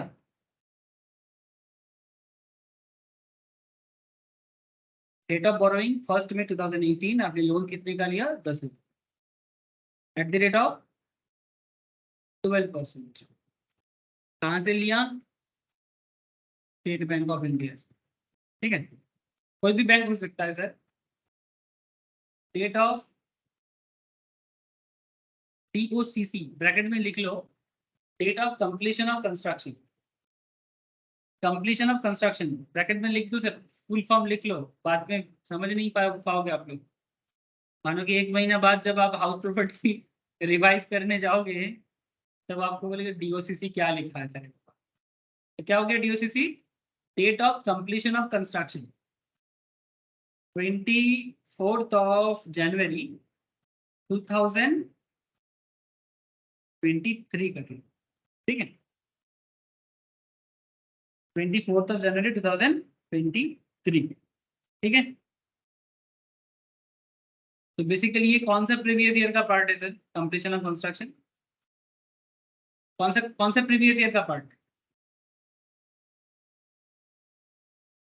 सही लिखा ना? Thank you sir, 22-23। ये जो कंप्लीशन ऑफ कंस्ट्रक्शन है, इसको कौन से प्रीवियस ईयर में डालेंगे? 22-23, क्योंकि ये स्टार्ट हुआ था 1 अप्रैल 2022 को और खत्म हुआ है 31 मार्च 2023 को, और 24 जनवरी उसी के अंदर आता है ना? चलो thank you sir. Now question क्या है सर? क्वेश्चन ये है, कैलकुलेट करो the amount of interest eligible और deduction in previous year.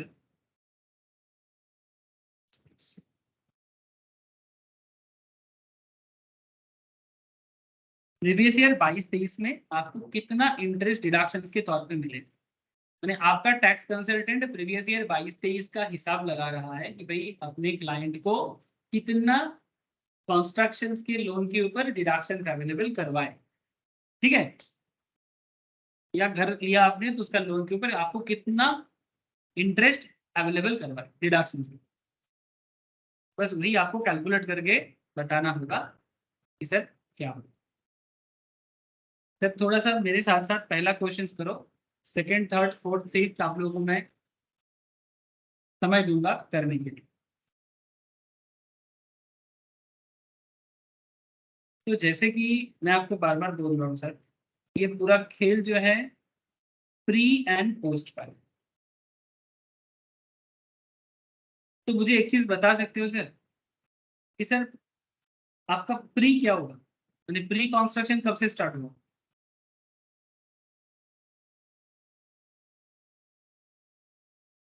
जब से आपने लोन लिया। हाँ सर, मैंने बेसिकली, हाँ वही सर, मैंने बेसिकली जब से आपने लोन लिया है, दैट इज 1/5/2018। थैंक यू,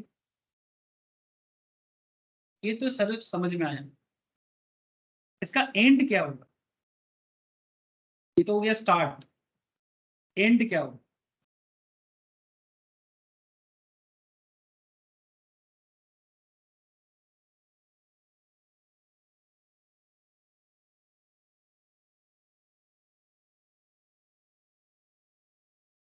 तो सर जैन में हुआ था, 24 जैन 2023। 24 जनवरी होगा?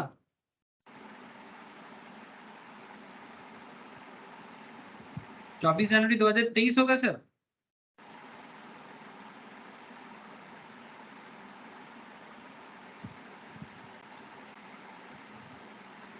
सर देखो, इसको कैलकुलेट करने के लिए आपको एक ट्रिक्स बताता हूँ। आपने सबसे पहले ना पोस्ट कंस्ट्रक्शन पीरियड कौन सा है? जिस साल आपका कंस्ट्रक्शन कंप्लीट हुआ है, तो आपका कंस्ट्रक्शन कंप्लीट किस साल हुआ है? 22-23 में हुआ है। तो क्या हम ऐसे बोल सकते हैं कि पोस्ट कंस्ट्रक्शन स्टार्ट है 1 अप्रैल 2022 को और एंड है 31 मार्च 2023 को? अगर मेरा पोस्ट का स्टार्ट ये है तो प्री का एंड क्या होगा? 31 मार्च 2022 चलेगा?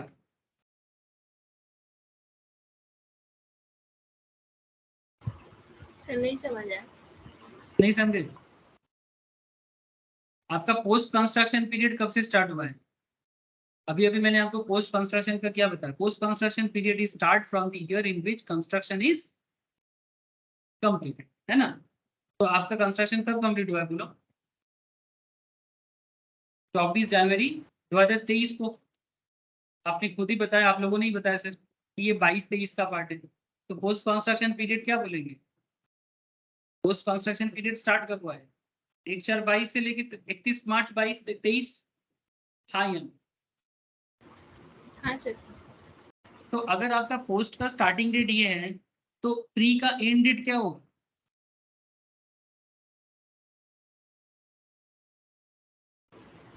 31 मार्च 22। वही वही वही हुआ है सर, वही मैं बोलने का कोशिश कर 31 मार्च 2022। एक्चुअली आपको पीरियड चाहिए ना सर, कोई पर्टिकुलर डेट नहीं चाहिए, आपको पीरियड चाहिए, क्योंकि इनकम टैक्स क्या डेट वाइज हिसाब करता है कि previous year assessment year wise हिसाब करता है। जो लोग बेसिक ऑलरेडी कर चुके हो आप लोगों को पता है कि इनकम टैक्स का जो कैलकुलेशंस होते हैं हम लोग प्रीवियस ईयर असेसमेंट ईयर के हिसाब से चलते हैं ना। 22-23 में जो कमाते हैं उसके ऊपर 23-24 में टैक्स देते हैं। तो आपको पीरियड चाहिए कि भाई 22-23 पीरियड में इसने कितना कमाया, उसमें क्या डिडक्शंस मिलेगा, बस वही हिसाब चल रहा है। अब हाउस प्रॉपर्टी में आपको इंटरेस्ट पे क्या डिडक्शंस मिलेगा ये कैलकुलेट करना है। अब देखो अब काम बहुत ईजी हो जाएगा। अब एक तो आपने इतना तो निकाल ही लिए, लेकिन अभी आपको थोड़ा सा और हिसाब लगाना पड़ेगा क्योंकि आपने इंटरेस्ट कैलकुलेशन तो अभी तक किया ही नहीं है। अभी आप मुझे बताओ कि ये जो प्री पीरियड है ये कब से चालू हुआ है, इस पे कितना प्रीवियस ईयर है बताओ।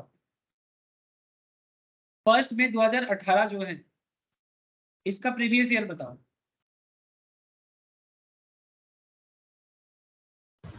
17-18। कब से स्टार्ट हुआ है सर? 1 मई 18। हाँ तो इसका स्टार्टिंग पीरियड क्या है, माने ये जो 1/5/2018 है ये इसका प्रीवियस ईयर स्टार्ट कब हुआ है, यानी कौन सा प्रीवियस ईयर का पार्ट?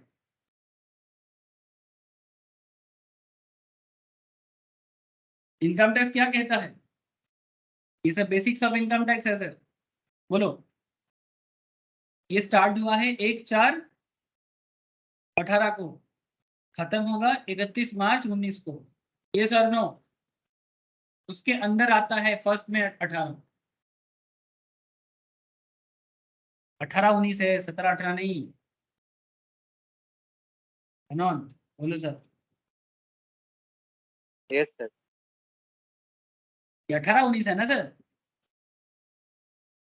अच्छा अब मुझे ये बताओ कि ये 18-19 में फर्स्ट मई से अगर हिसाब हो रहा है तो कितना महीने का हिसाब हो, इफेक्टिव मंथ कितना है? 11 month. Thank you sir. April तो काउंट नहीं होगा बिकॉज अप्रैल में लोन ही नहीं लिया था हमने, हमने मई में लोन लिया है, तो ये 11 मंथ होगा। यस और नो सर? बेसिक कैलकुलेशन है, इसमें कोई टैक्स थोड़ी है, तो डेट कैलकुलेशन जैसे बैंक वगैरह में होता है, इसमें टैक्स का कोई काम ही नहीं है हम तो रूल फॉलो कर रहे हैं। अच्छा अब आगे 19-20 पूरा हो जाएगा, 12 महीना चलेगा। फिर 20-21 कितना, ये भी 12 महीना चलेगा। फिर 21-22 ये भी 12 महीना चलेगा, है ना, एंड तक। तो टोटल कितना महीना हो गया?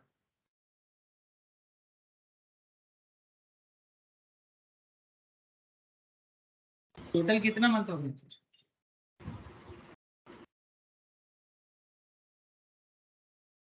47 मंथ हुआ है कि नहीं हुआ है, बोलो। 1 2 3 4 12 3 36 और 11 36 10 46 एंड 47 मंथ होता है कि नहीं होता है? Yes sir. अब आपने इंटरेस्ट कितने, लोन कितने का लिया था? 10 लाख की। कितना इंटरेस्ट था आपका? 12% का। इसको 47 डिवाइडेड बाई कितना करेंगे? 12। एक साल में 12 महीना होता है, तो बताओ आपका कितना होता है टोटल अमाउंट, इंटरेस्ट अमाउंट बताओ सर।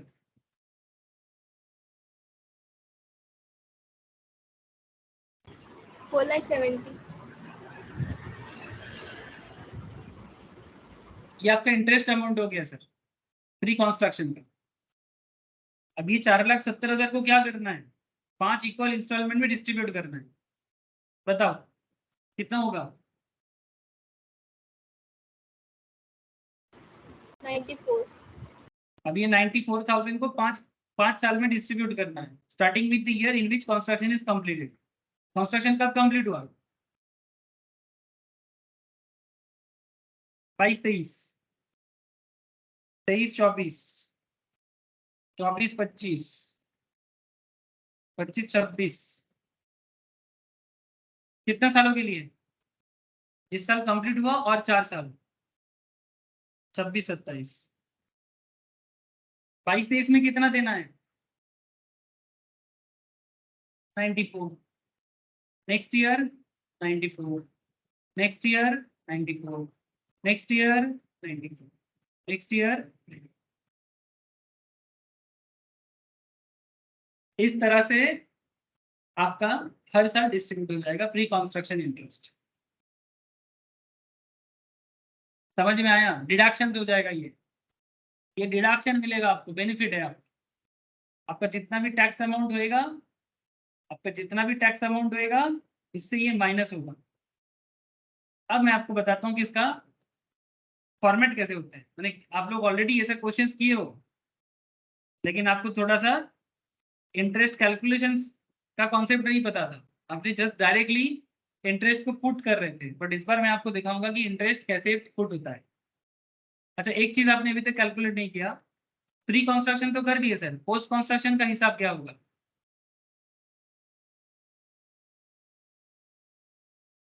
पोस्ट कंस्ट्रक्शन का क्या हिसाब होगा सर?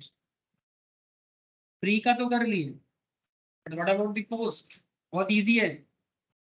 पोस्ट कंस्ट्रक्शन पीरियड का आपका टोटल लोन है 10 लाख का, 10 लाख पे 12%, 22-23 का आपका हो जाएगा, 22-23 का है ना आपका पोस्ट कंस्ट्रक्शन, तो इसका आपका पोस्ट कंस्ट्रक्शन का हो जाएगा इंटरेस्ट 1,20,000 बस, है ना? अब क्या करना है सर? अब इसको एक्चुअली पुट कहाँ करना? तो सर क्वेश्चन में, ये जो क्वेश्चन मैंने आपको दिया था यहाँ पर, ये कोई कंप्लीट क्वेश्चन नहीं था, ये जस्ट इंटरेस्ट कैलकुलेशन था। बट आप लोगों में से सभी कोई मोटा मोटी इतना तो जानते हो कि सर हम लोग एक फॉर्मेट सीखे हैं हाउस प्रॉपर्टी का, और फॉर्मेट फॉलो करके हम लोग क्वेश्चंस भी कंप्लीट किए हैं पहले। तो जैसे कि आप लोगों को पता है, मैं वही फॉर्मेट में आपको दिखाऊंगा। आप लोग फॉर्मेट फॉलो करते हो, और फॉर्मेट के अंदर पहले आप जीएबी कैलकुलेट करते हो कि नहीं सर? बोलो। सबसे पहले आप लोग जीएबी कैलकुलेट करते हो। प्रीवियस क्लासेस में मैंने आप लोगों को जीएबी कैलकुलेशंस के ऊपर बहुत फोकस किया। तो आपको क्या करना है? जीएबी कैलकुलेट करना है। नॉर्मली लेट आउट प्रॉपर्टी का वैल्यू होता है सेल्फ ऑक्युपाइड का, नहीं, वहां से म्यूनिसिपल टैक्स वगैरह माइनस करते हो, फिर आपको एनएवी मिलता है, फिर वहां से स्टैंडर्ड डिडक्शंस देते हो, फिर इंटरेस्ट ऑन बोरोड कैपिटल। ये खेल है सर। ये जो इंटरेस्ट है इसमें दो पार्ट होता है, एक प्री का, एक पोस्ट का। ये जो इंटरेस्ट है इसमें एक प्री एक पोस्ट, ठीक है? इसमें आपको डिडक्शंस मिलता है। ये क्या हुआ सर? -1 ना? तो आपका जो भी एनएवी होगा वहां से आपको ये डिडक्शंस मिलेगा, तो आपका इनकम फ्रॉम हाउस प्रॉपर्टी जितना भी होगा उससे कम हो जाएगा। अगर आपका प्रॉपर्टी में लोन है तो, अगर आपके प्रॉपर्टी में लोन है तो, ठीक है, जैसे कि मैंने अभी आपको वही सिखा रहा हूँ। लेकिन क्या, जैसे यहाँ पर आप लोगों ने जो अभी जो क्वेश्चन आपने किया मेरे साथ साथ, आप एक बार ध्यान दो। आपका जो प्री कंस्ट्रक्शन लोन था इस पर्टिकुलर कॉन्सेप्ट में, इसमें आपका 4,70,000 का इंटरेस्ट हो रहा था। लेकिन 4,70,000 का इंटरेस्ट का अमाउंट आपको एट ए टाइम माइनस करने नहीं देगा, इसको 5 इक्वल इंस्टॉलमेंट में डिस्ट्रीब्यूट करके आपको बोलेगा कि भाई आप इसका बेनिफिट लो। अगर आप एट ए टाइम लेने जाओगे तो फिर गवर्नमेंट पागल हो जाएगा, टैक्स नहीं मिलेगा उनको, दिक्कत हो जाएगी। और पोस्ट कंस्ट्रक्शन का आपको जरूर अवेलेबल होगा जिस साल का आपका जितना इंटरेस्ट है, ठीक है? अब इसको आप प्रेजेंटेशन में कैसे दिखाओगे? जैसे कि आपका फॉर्मेट है, मैं उसी फॉर्मेट में थोड़ा एक्सट्रैक्टेड फॉर्मेट, ठीक है? एक्सट्रैक्ट फॉर्मेट समझते हो? मैंने एक्चुअल पूरा क्वेश्चन तो नहीं है, मैं जस्ट उस पार्ट को शो करूंगा। जैसे आपको जस्ट मैं दिखा रहा हूँ, स्टेटमेंट ऑफ, जब बड़ा क्वेश्चन होते हैं ना उसमें ऐसे करना पड़ता है। Statement of computation of income under the head house property for previous year 22-23। Okay, ये रहा फॉर्मेट।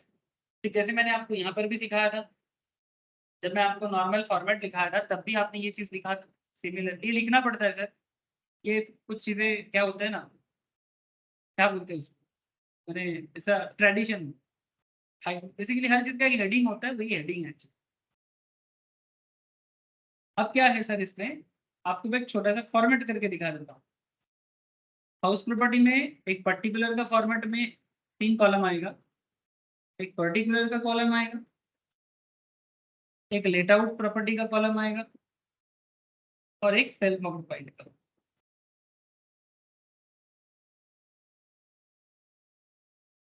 उसी में मेनली आपका फोकस रहेगा। अच्छा, मैं यहाँ पर जीएबी सारा चीजें नहीं लिख रहा हूँ सर, आप लोग मेरा बात समझ रहे हो। मैं जीएबी वगैरह इतना सारा चीजें डिटेल्स में नहीं लिखूंगा, मैंने ये जो पूरा फॉर्मेट है इसको मैं कंप्लीट लेवल में नहीं लिख रहा हूँ, मैं एनएवी से दे रहा हूँ, ठीक है। बिकॉज ये एक्सट्रैक्टेड दिखा रहा हूँ मैं आपको, मेन फोकस इंटरेस्ट है कि how to calculate this interest on borrowed capital. तो जस्ट मैं एनएवी पुट करके शो करता हूँ, बाकी जब आप और भी बिग क्वेश्चन करेंगे ना तो आपको कंप्लीटली फॉर्मेट कंप्लीटली क्लियर हो जाएगा। बहुत लोगों ने ऑलरेडी कंप्लीट क्वेश्चंस कर चुके हो तो दे नो दैट कि एक्चुअल में होता क्या है, लेकिन इंटरेस्ट का डिटेल्स कैलकुलेशंस मैंने पहले नहीं सिखाया, वो चीज मैं आज सिखा रहा हूँ। तो यहाँ आपको एक एनएवी पुट करना है, फिर वहां से आपको स्टैंडर्ड डिडक्शन देना है जो कि 30% होता है स्टैंडर्ड। लेट आउट प्रॉपर्टी का जो भी आपका वैल्यू रहेगा, यहाँ पर क्वेश्चन में तो ऐसा कुछ है नहीं, सेल्फ ऑक्युपाइड का नील रहता है एनएवी, जो भी आपका 30% डिडक्शन होगा यहाँ से आपको और एक माइनस मिलेगा, ये 24 सबसेक्शन ए के तहत होता है। और एक आपका जो इंटरेस्ट ऑन बोरोड कैपिटल है, इसी में मेन खेल है यानी करेंटली।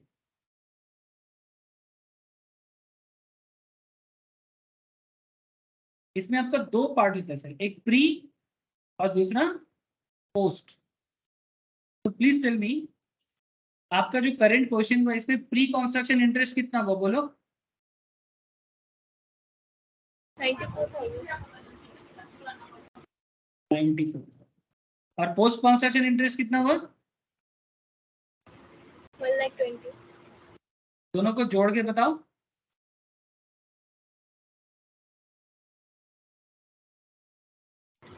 2,14,000 22-23 में आपको इतना बेनिफिट मिलेगा सर, आपका जितना भी एनएबी होगा वहां से ये माइनस होगा। That's it sir. Self occupied में कुछ होगा क्या सर? देखो, सेल्फ ऑक्युपाइड का एनएबी नील होता है, आप लोगों को पता है, क्योंकि उसका कोई वैल्यूएशन नहीं होता है सच। स्टैंडर्ड डिडक्शन एनएबी का नील ही रहेगा, नील के ऊपर 30% मारोगे तो क्या होगा? नील ही होगा ना। लेकिन बोरोड कैपिटल में बेनिफिट मिलता है, बोरोड कैपिटल में बेनिफिट मिलता है, मैक्सिमम 2 बेनिफिट हो सकता है, या तो 30,000 का या तो 2 लाख। तो क्वेश्चंस में ये जो मैं अभी आपको बोला था, इस क्वेश्चंस के अंदर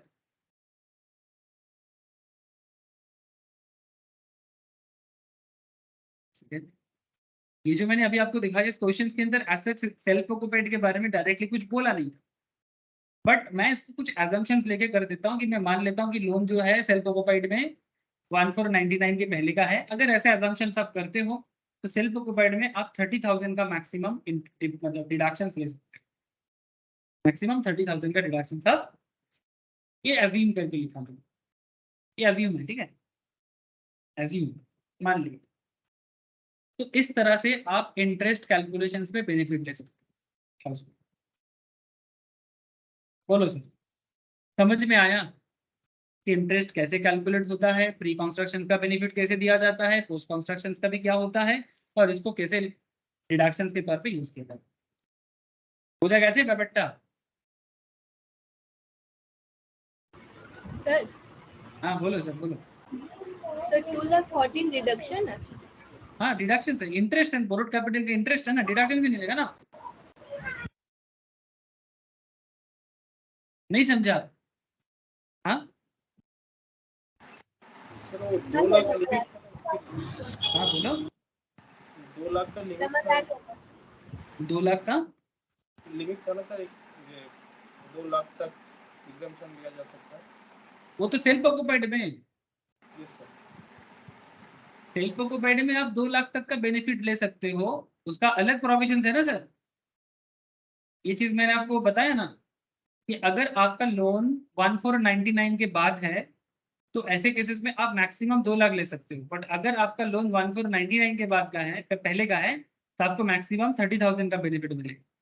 तो मैंने यहाँ पर माना सेल्फ ऑक्युपाइड का, यहाँ पर कुछ बोला नहीं, ठीक है। बट आपको ये याद रखना है कि अगर आप देखते हो कि आपका सेल्फ ऑक्युपाइड प्रॉपर्टी का भी लोन है, ठीक है, तो अगर सेल्फ ऑक्युपाइड प्रॉपर्टी का लोन 1499 के बाद है, तो इसका ये चीज मैंने पहले भी पढ़ाया। अरे ये जो मैं आपको अभी बता रहा हूँ, ये पहले भी पढ़ाया मैंने, आई थिंक फर्स्ट या सेकेंड लेक्चर, वहां पर मैंने आपको क्लियरली समझाया था कि अगर आपका लोन 1499 के बाद है, अगर आपने लोन कंस्ट्रक्शन के लिए ले रहे हो, अगर आपने लोन लेने के 5 साल के अंदर प्रॉपर्टी को कंप्लीट कर देते हो, और अगर आपके पास लोन कंस्ट्रक्शन कंप्लीट का प्रॉपर सर्टिफिकेशन है, तो आप 2 लाख तक का बेनिफिट।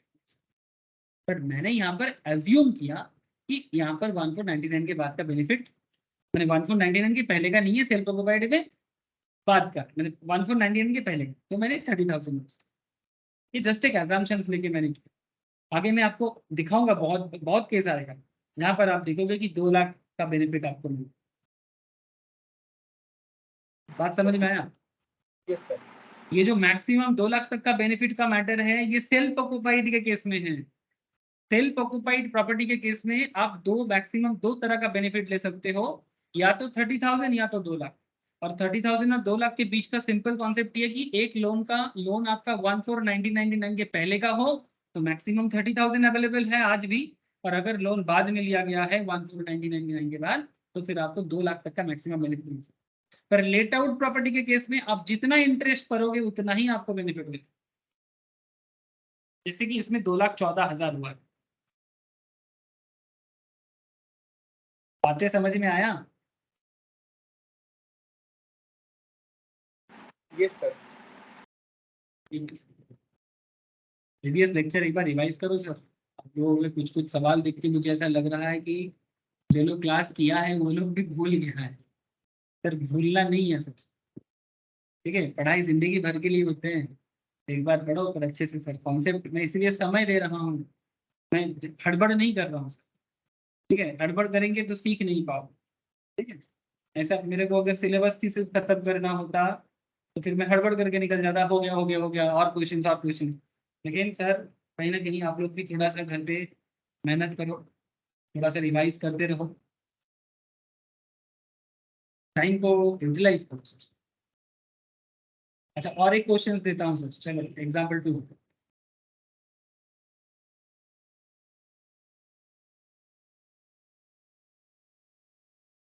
डेट ऑफ बोरोइंग है 15 जुलाई 2017,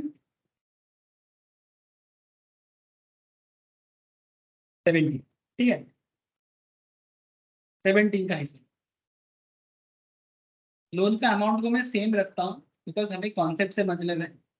10 लाख का लोन है at the rate of 12%, rate को भी मैंने सेम रखा।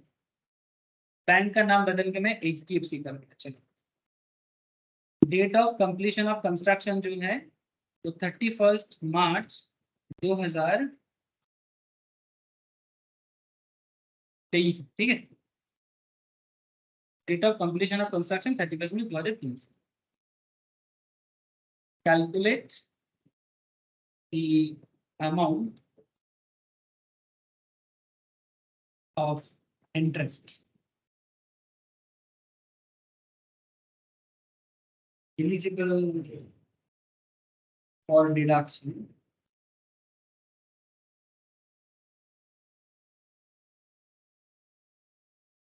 in previous year 22-20। चलो सर करो, बताओ सर मुझे करके।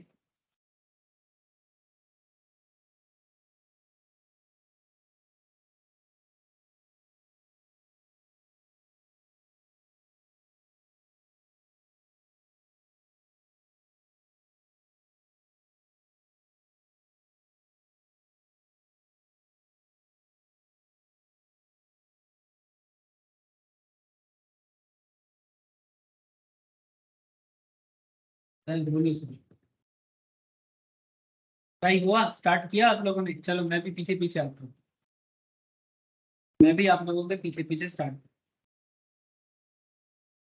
सर मैं जैसे सिखाया वैसा ही ट्राई करो। एक प्री पीरियड बना लो सर, और एक पोस्ट पीरियड बना लो। प्री पीरियड कब स्टार्ट हो रहा है आपका? जिस दिन आप लोन स्टार्ट कर रहे हो, 15 जुलाई 2017। आपका पोस्ट पीरियड, प्री का एंड क्या है सर? प्री का एंड क्या होगा? इसके लिए आपको पोस्ट को जानना पड़ेगा। पोस्ट का स्टार्ट क्या है? पोस्ट आपका लोन कब कंप्लीट हुआ, कंस्ट्रक्शन कब कंप्लीट हुआ? 31 मार्च 2023। इसका मतलब है कि ये स्टार्ट हुआ था 1/4/22 को, ये खत्म होगा 31 मार्च 2023 को। ठीक है, तो अगर ये 1/4/22 है तो ये क्या हो जाएगा? 31/3/22 हो जाएगा। अब हम आप यहाँ पर अभी स्टार्ट करो, ये जुलाई से है, 15 जुलाई से है, 15 जुलाई से स्टार्ट हुआ है, तो बोलो सर ये आपका कौन सा साल है सर? 15 जुलाई 2017 कौन सा प्रीवियस ईयर का पार्ट है? 17 18 ना? हेलो,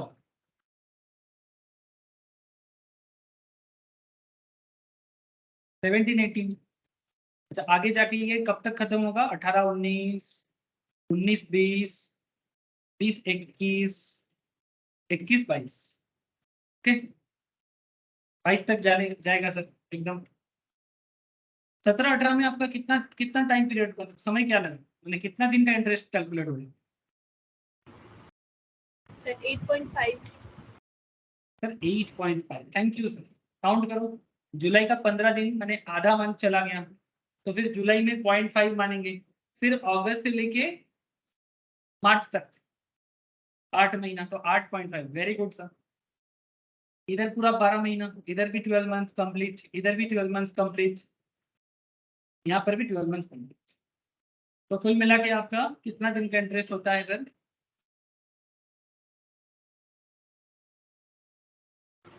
44.5। ठीक से बोलो। 48 तो यहीं पर हो रहा है, 1 2 3 4 48 मंथ तो यहीं पर। 56.5 56.5। Thank you sir. है ना, ठीक करो, देखो चेक करो।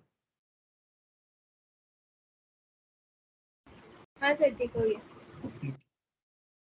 जब अब इसको डिस्ट्रीब्यूट करना है तो आपका लोन का इंटरेस्ट कितना बनेगा? देखो 10 लाख इंटू 12% इंटू 56.5, 12 महीने के हिसाब से कैलकुलेट करोगे कितना आपका पूरा इंटरेस्ट का वैल्यू।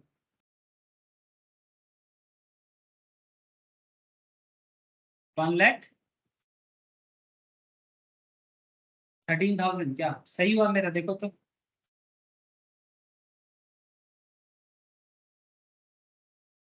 क्या 1,13,000 आएगा sir?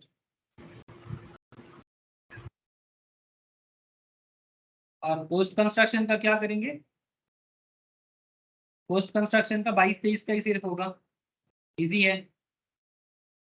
10 lakh into 12% into into और कुछ नहीं होगा, 12 महीने का ही, मतलब बेसिकली पूरा साल भर का वही है, तो 10 लाख का 12% कितना हो जाएगा? सर हाँ बोलो बोलो। सर ये 5,65,000 होगा। 5,65,000 कौन सा? ये 1,13,000 वाला।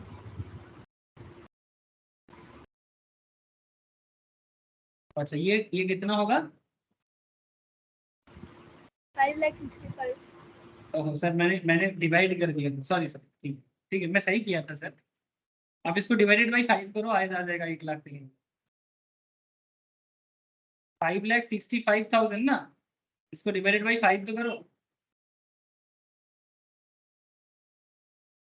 सॉरी सर, मेरा ही गलती है, मुझे 5,65,000 ही बताना चाहिए। 5,65,000 को डिवाइडेड बाई 5 करना है, बिकॉज आपको इसको 5 इक्वल इंस्टॉलमेंट में अमोर्टाइज करना है। तो 1,13,000 आपको हर साल अमोर्टाइज करने को मिलेगा, है ना? और करंट साल का 1,20,000। अब आपको इसको कैसे कैसे इसको आप डिस्ट्रीब्यूट करोगे? चलो, how to distribute. Pre construction period का आपका चालू हो जाएगा कब से? जिस साल से आपका करंट ईयर से, तो करंट ईयर नहीं, करंट तो 22-23 है, हाँ 22-23 से चालू, सॉरी 22-23 से चालू करोगे ना, जिस साल से कंस्ट्रक्शन कंप्लीट होगा, 22-23, 23-24, 24-25, 25-26, 26-27, ओके। इधर कितना आएगा, 1,13,000, इधर भी 1,13,000 नेक्स्ट ईयर दे दोगे, इधर भी 1,13,000 दे दोगे नेक्स्ट ईयर, इधर भी सेम और इधर भी सेम, ठीक है।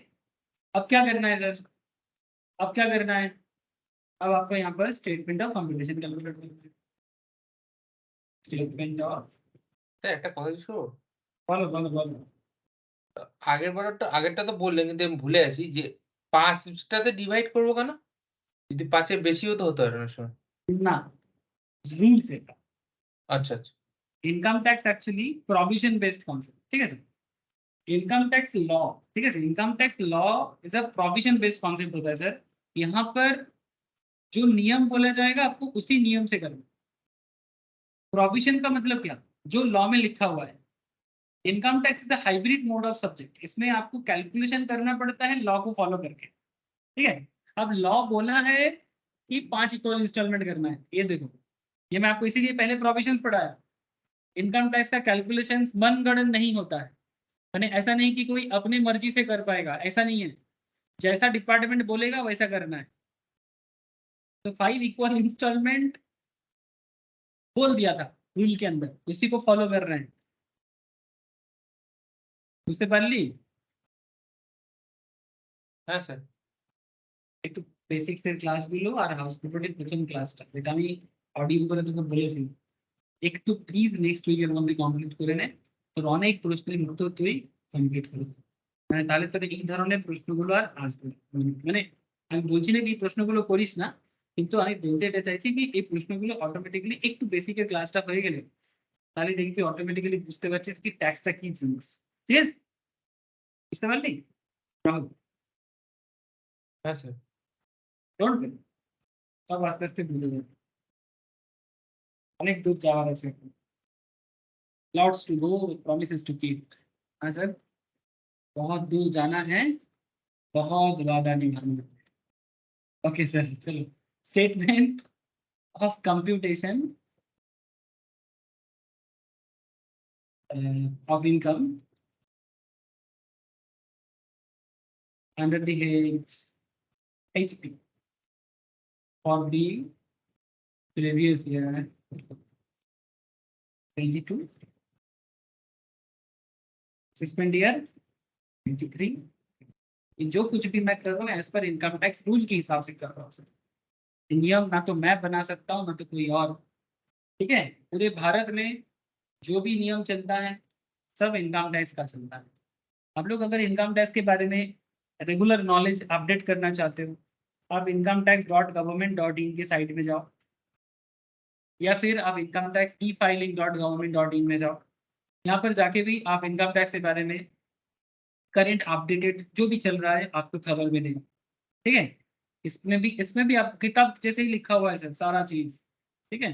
ये जस्ट मेरा आप लोगों से, तो तभी मैं बोलते रहता हूँ कि हर चीज का अपडेशन आप लेते जाओ, ठीक है। आप यहाँ पर जाके इंडिविजुअल्स, कंपनी, नॉन कंपनी, हर चीज समझ पाओगे, जान पाओगे, ठीक है। लेकिन हाँ, अभी समझने के लिए थोड़ा पढ़ाई करना पड़ेगा, नहीं तो मीटर गुल माने बत्ती गुल मीटर चालू हो जाएगा, ठीक है। तो कैसे होता है नहीं होता है, पहले आप पूरा क्लास सुनो, फिर देखना आप इसके अंदर सारा बात धीरे धीरे समझ पाओगे। इस पूरा मतलब इनकम टैक्स के सर्वर के अंदर क्या है ये आपको धीरे धीरे सब समझ में आ जाएगा, ठीक है। जैसे कि जो सैलरीड एम्प्लॉय होते हैं इनको कैसे टैक्स फाइल करना, guidance to file tax returns, tax slabs क्या चलता है, ठीक है। ये मैं पहले भी क्लास में बोला है, अगर आप बेसिक्स ऑफ इनकम टैक्स पढ़ोगे वहां पर भी मैं बार बार बोलूँ, ठीक है सर, होगा।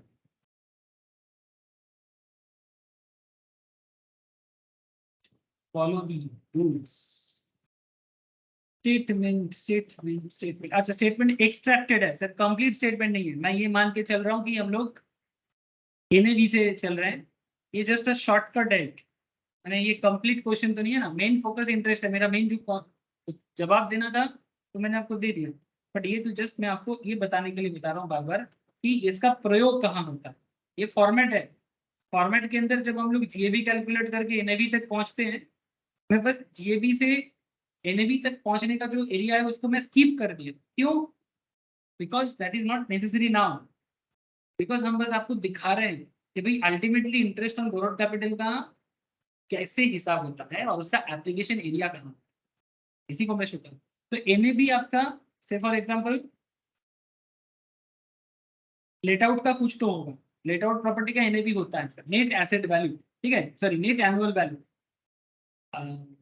और आपका एसओ का मैंने सेल्फ ऑक्युपाइड का कुछ नहीं होता है। जिस घर में हम रहते हैं उसका कोई इकोनॉमिक वैल्यू थोड़ी होगा, इनकम नहीं होता है, रेवेन्यू जनरेशन नहीं है ना। यहाँ से आपको स्टैंडर्ड डिडक्शन मिलता है, जो फॉर्मेट में मैंने प्रीवियस लेक्चर्स में आपको बार बार बोला। एलो के ऊपर जो भी वैल्यू है उसका 30% आपको मिलेगा। What ever be the value, अगर 50,000 है तो उसका 30%, 5 लाख है तो उसका 30%, what ever be the value. Interest का ही खेल है जो मैं आपको यहाँ पर बार बार बोल रहा हूँ। प्री का कितना, 1,13,000। पोस्ट का कितना, 1,20,000। दोनों मिला के कितना, 2,33,000। सेल्फ ऑक्युपाइड का फिलहाल तो कुछ बोला नहीं है, स्किप भी कर सकते, ठीक है। अगर बोलेगा या तो 30 या तो 2 लाख तक जा सकते हैं। मैं आगे आगे क्वेश्चंस कराऊंगा सिलेबस, ऑलरेडी एक बार कराया, एक क्वेश्चन ऑलरेडी मैं सेल्फ ऑक्युपाइड में करा के रखा। लेकिन लेट आउट का ऐसे हिसाब होता है, जो भी इंटरेस्ट भरोगे तो इंटरेस्ट आपको डिडक्शन मिलेगा, ये माइनस होगा आपके एनएवी से माइनस होगा, फिर जाके आपको इनकम फ्रॉम हाउस प्रॉपर्टी मिलेगी। पॉजिटिव भी हो सकता है, नेगेटिव भी हो सकता है, डिपेंड करते हैं कि आपका पुराना वैल्यू क्या है, ठीक है। नेगेटिव होगा तो लॉस है, पॉजिटिव होगा तो प्रॉफिट है। सेल्फ ऑक्युपाइड में मान के चलते हैं कि मैक्सिमम 30,000 करेंट, जस्ट फॉर्मेट को कंप्लीट कराना, नथिंग मोर। ये 30,000 भी हो सकता है, 2 लाख भी हो सकता है, depending on the questions. But currently मैं इसको स्किप कर रहा हूँ बार बार, ये जस्ट शो कर रहा हूँ, या तो 30,000 होगा या तो 2 लाख होगा, वही 1499 का खेल। Please refer the previous lectures, मैंने बार बार इसके बारे में जिक्र किया। बोलो सर, इंटरेस्ट कैलकुलेशन समझ में आया आपको?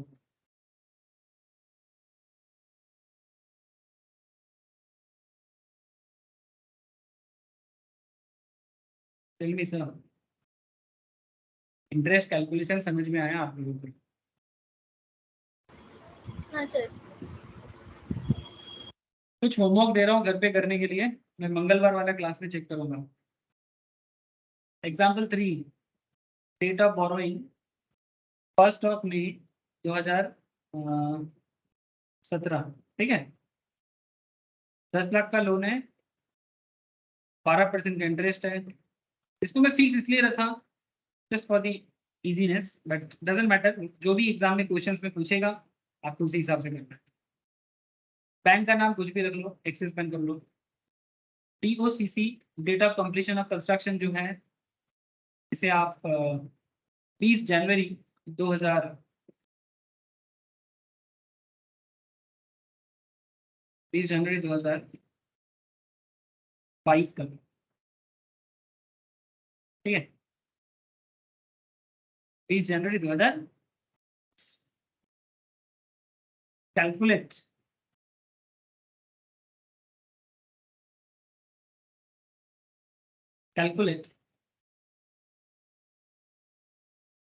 interest eligible or reduction or previous year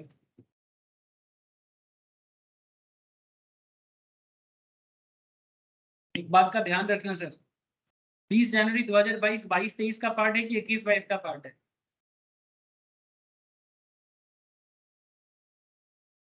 21-22 sir तो अब समझ के आंसर करना सर, थोड़ा बुद्धि का प्रयोग चाहिए, नथिंग मोर देन दैट। यही है एग्जाम्पल, ठीक है। मैंने पूछा 22-23, बट यहाँ पर दिया कंप्लीशन 21-22। हाँ, सोच के करना, नेक्स्ट दिन बताऊंगा इसका जवाब। आशा करूंगा कि आप लोग समझ जाओगे, आशा करूंगा। बाकी देखा जाएगा आप लोग क्या बताते हैं। अच्छा, और एक क्वेश्चन लिखो।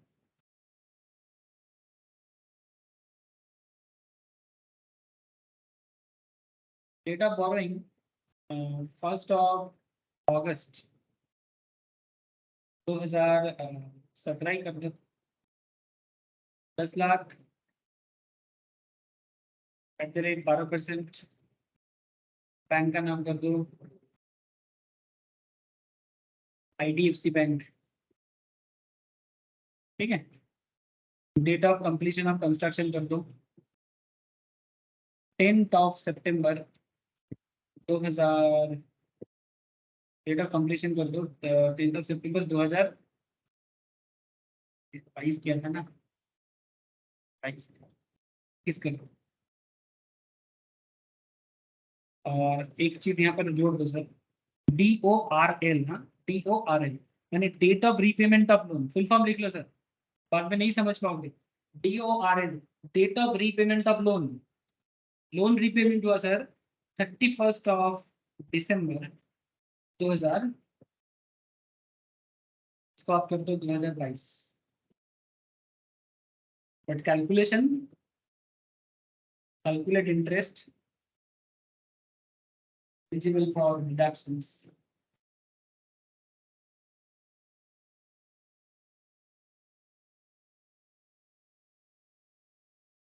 और 22-23 previous assessment year 23-22। और एक एग्जांपल लिखो sir, another example sir, example 5।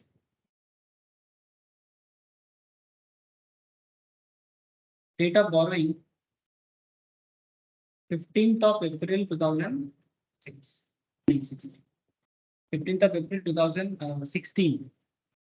ठीक है। लोन का वैल्यू 10 लाख ही है, @12% है। बैंक का नाम है Bandhan bank.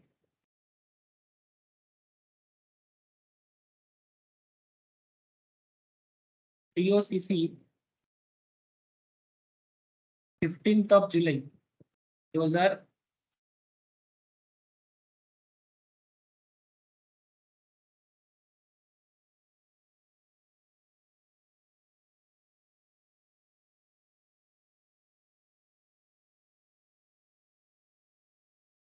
Date of completion कर दो sir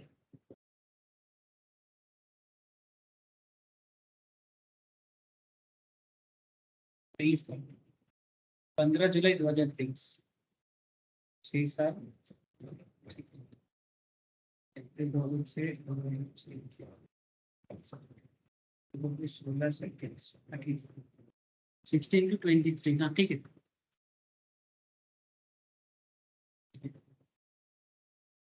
date of repayment of loan, date of repayment of loan कर दो सर। 5 लाख का रीपे कर रहे हैं ऐसा 31 दिसंबर 2021 को। ठीक है। कैलकुलेट, वही same question, same concept, calculate interest. ठीक है। बस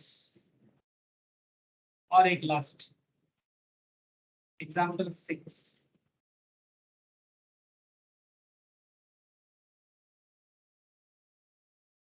डेट ऑफ बोरोइंग 8 जुलाई 2000।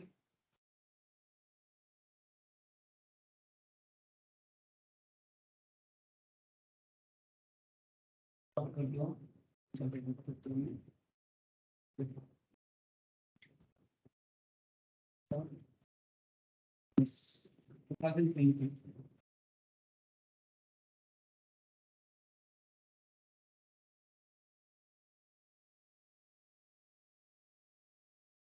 2020 अमाउंट है 10 लाख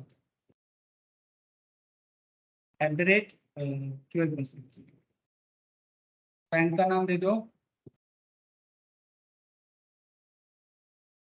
कोटक महिंद्रा,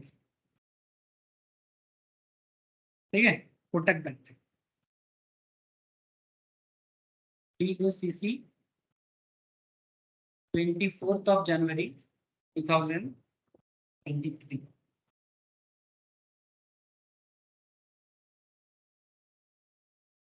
Calculate interest.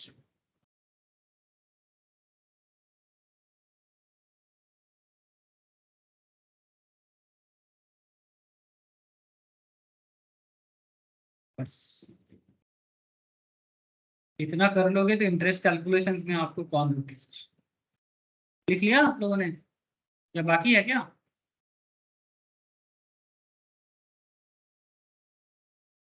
हाँ सर,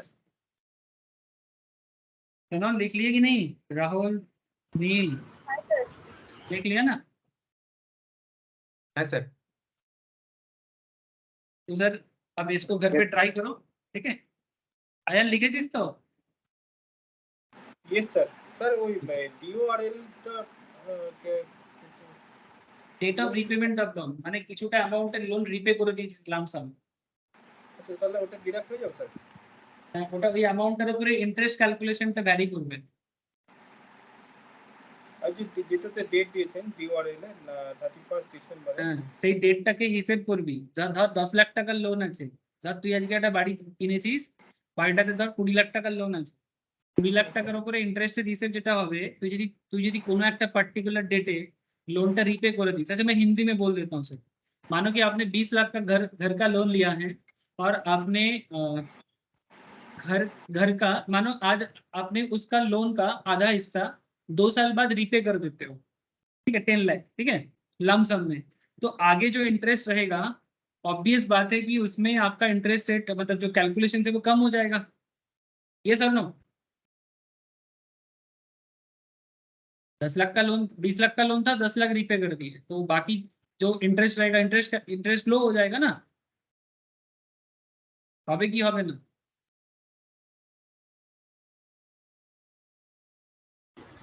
सर हाफ हो जाएगा कि लो हो जाएगा? मैं बोला कि आपका लोन रीपे कर रहे हो। लोन रीपे माने क्या? आपका मानो आज आपने 20 लाख का लोन लेके घर बनाया, ठीक है, और आपने एक साल या 2 साल बाद या 3 साल बाद जितना आपने लोन लिया था उसका आधा आपने रीपे कर दिया, लोन रीपे किया, तो 20 लाख का लोन था, अब 10 लाख हो गया।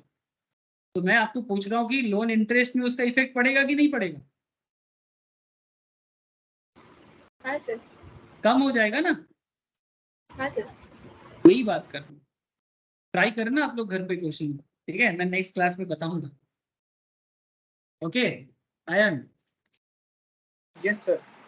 করতে গেলে দেখবি ঠিক কিছু না কিছু মাথায় আসবে, यस सर। बाकी अभी बोले दो नेक्स्ट क्लास में ये होमवर्क सॉल्व होगा और हाउस प्रॉपर्टी रिलेटेड जो बाकी जो भी प्रोविजंस है और उसके रिलेटेड क्वेश्चंस है मैं वो सब करवा, ठीक है? Okay sir. ओके सर, ठीक है सर, आज इतना ही है। রাহুল একটু ব্যাকআপ গুলো করে নিস বলবো না? না স্যার, আমি আপনাকে বুধবারের দিন মধ্যে করে দেবো। ঠিক আছে, okay okay,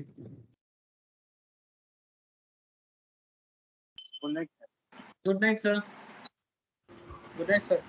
good night sir, good night, good night sir. Good night sir.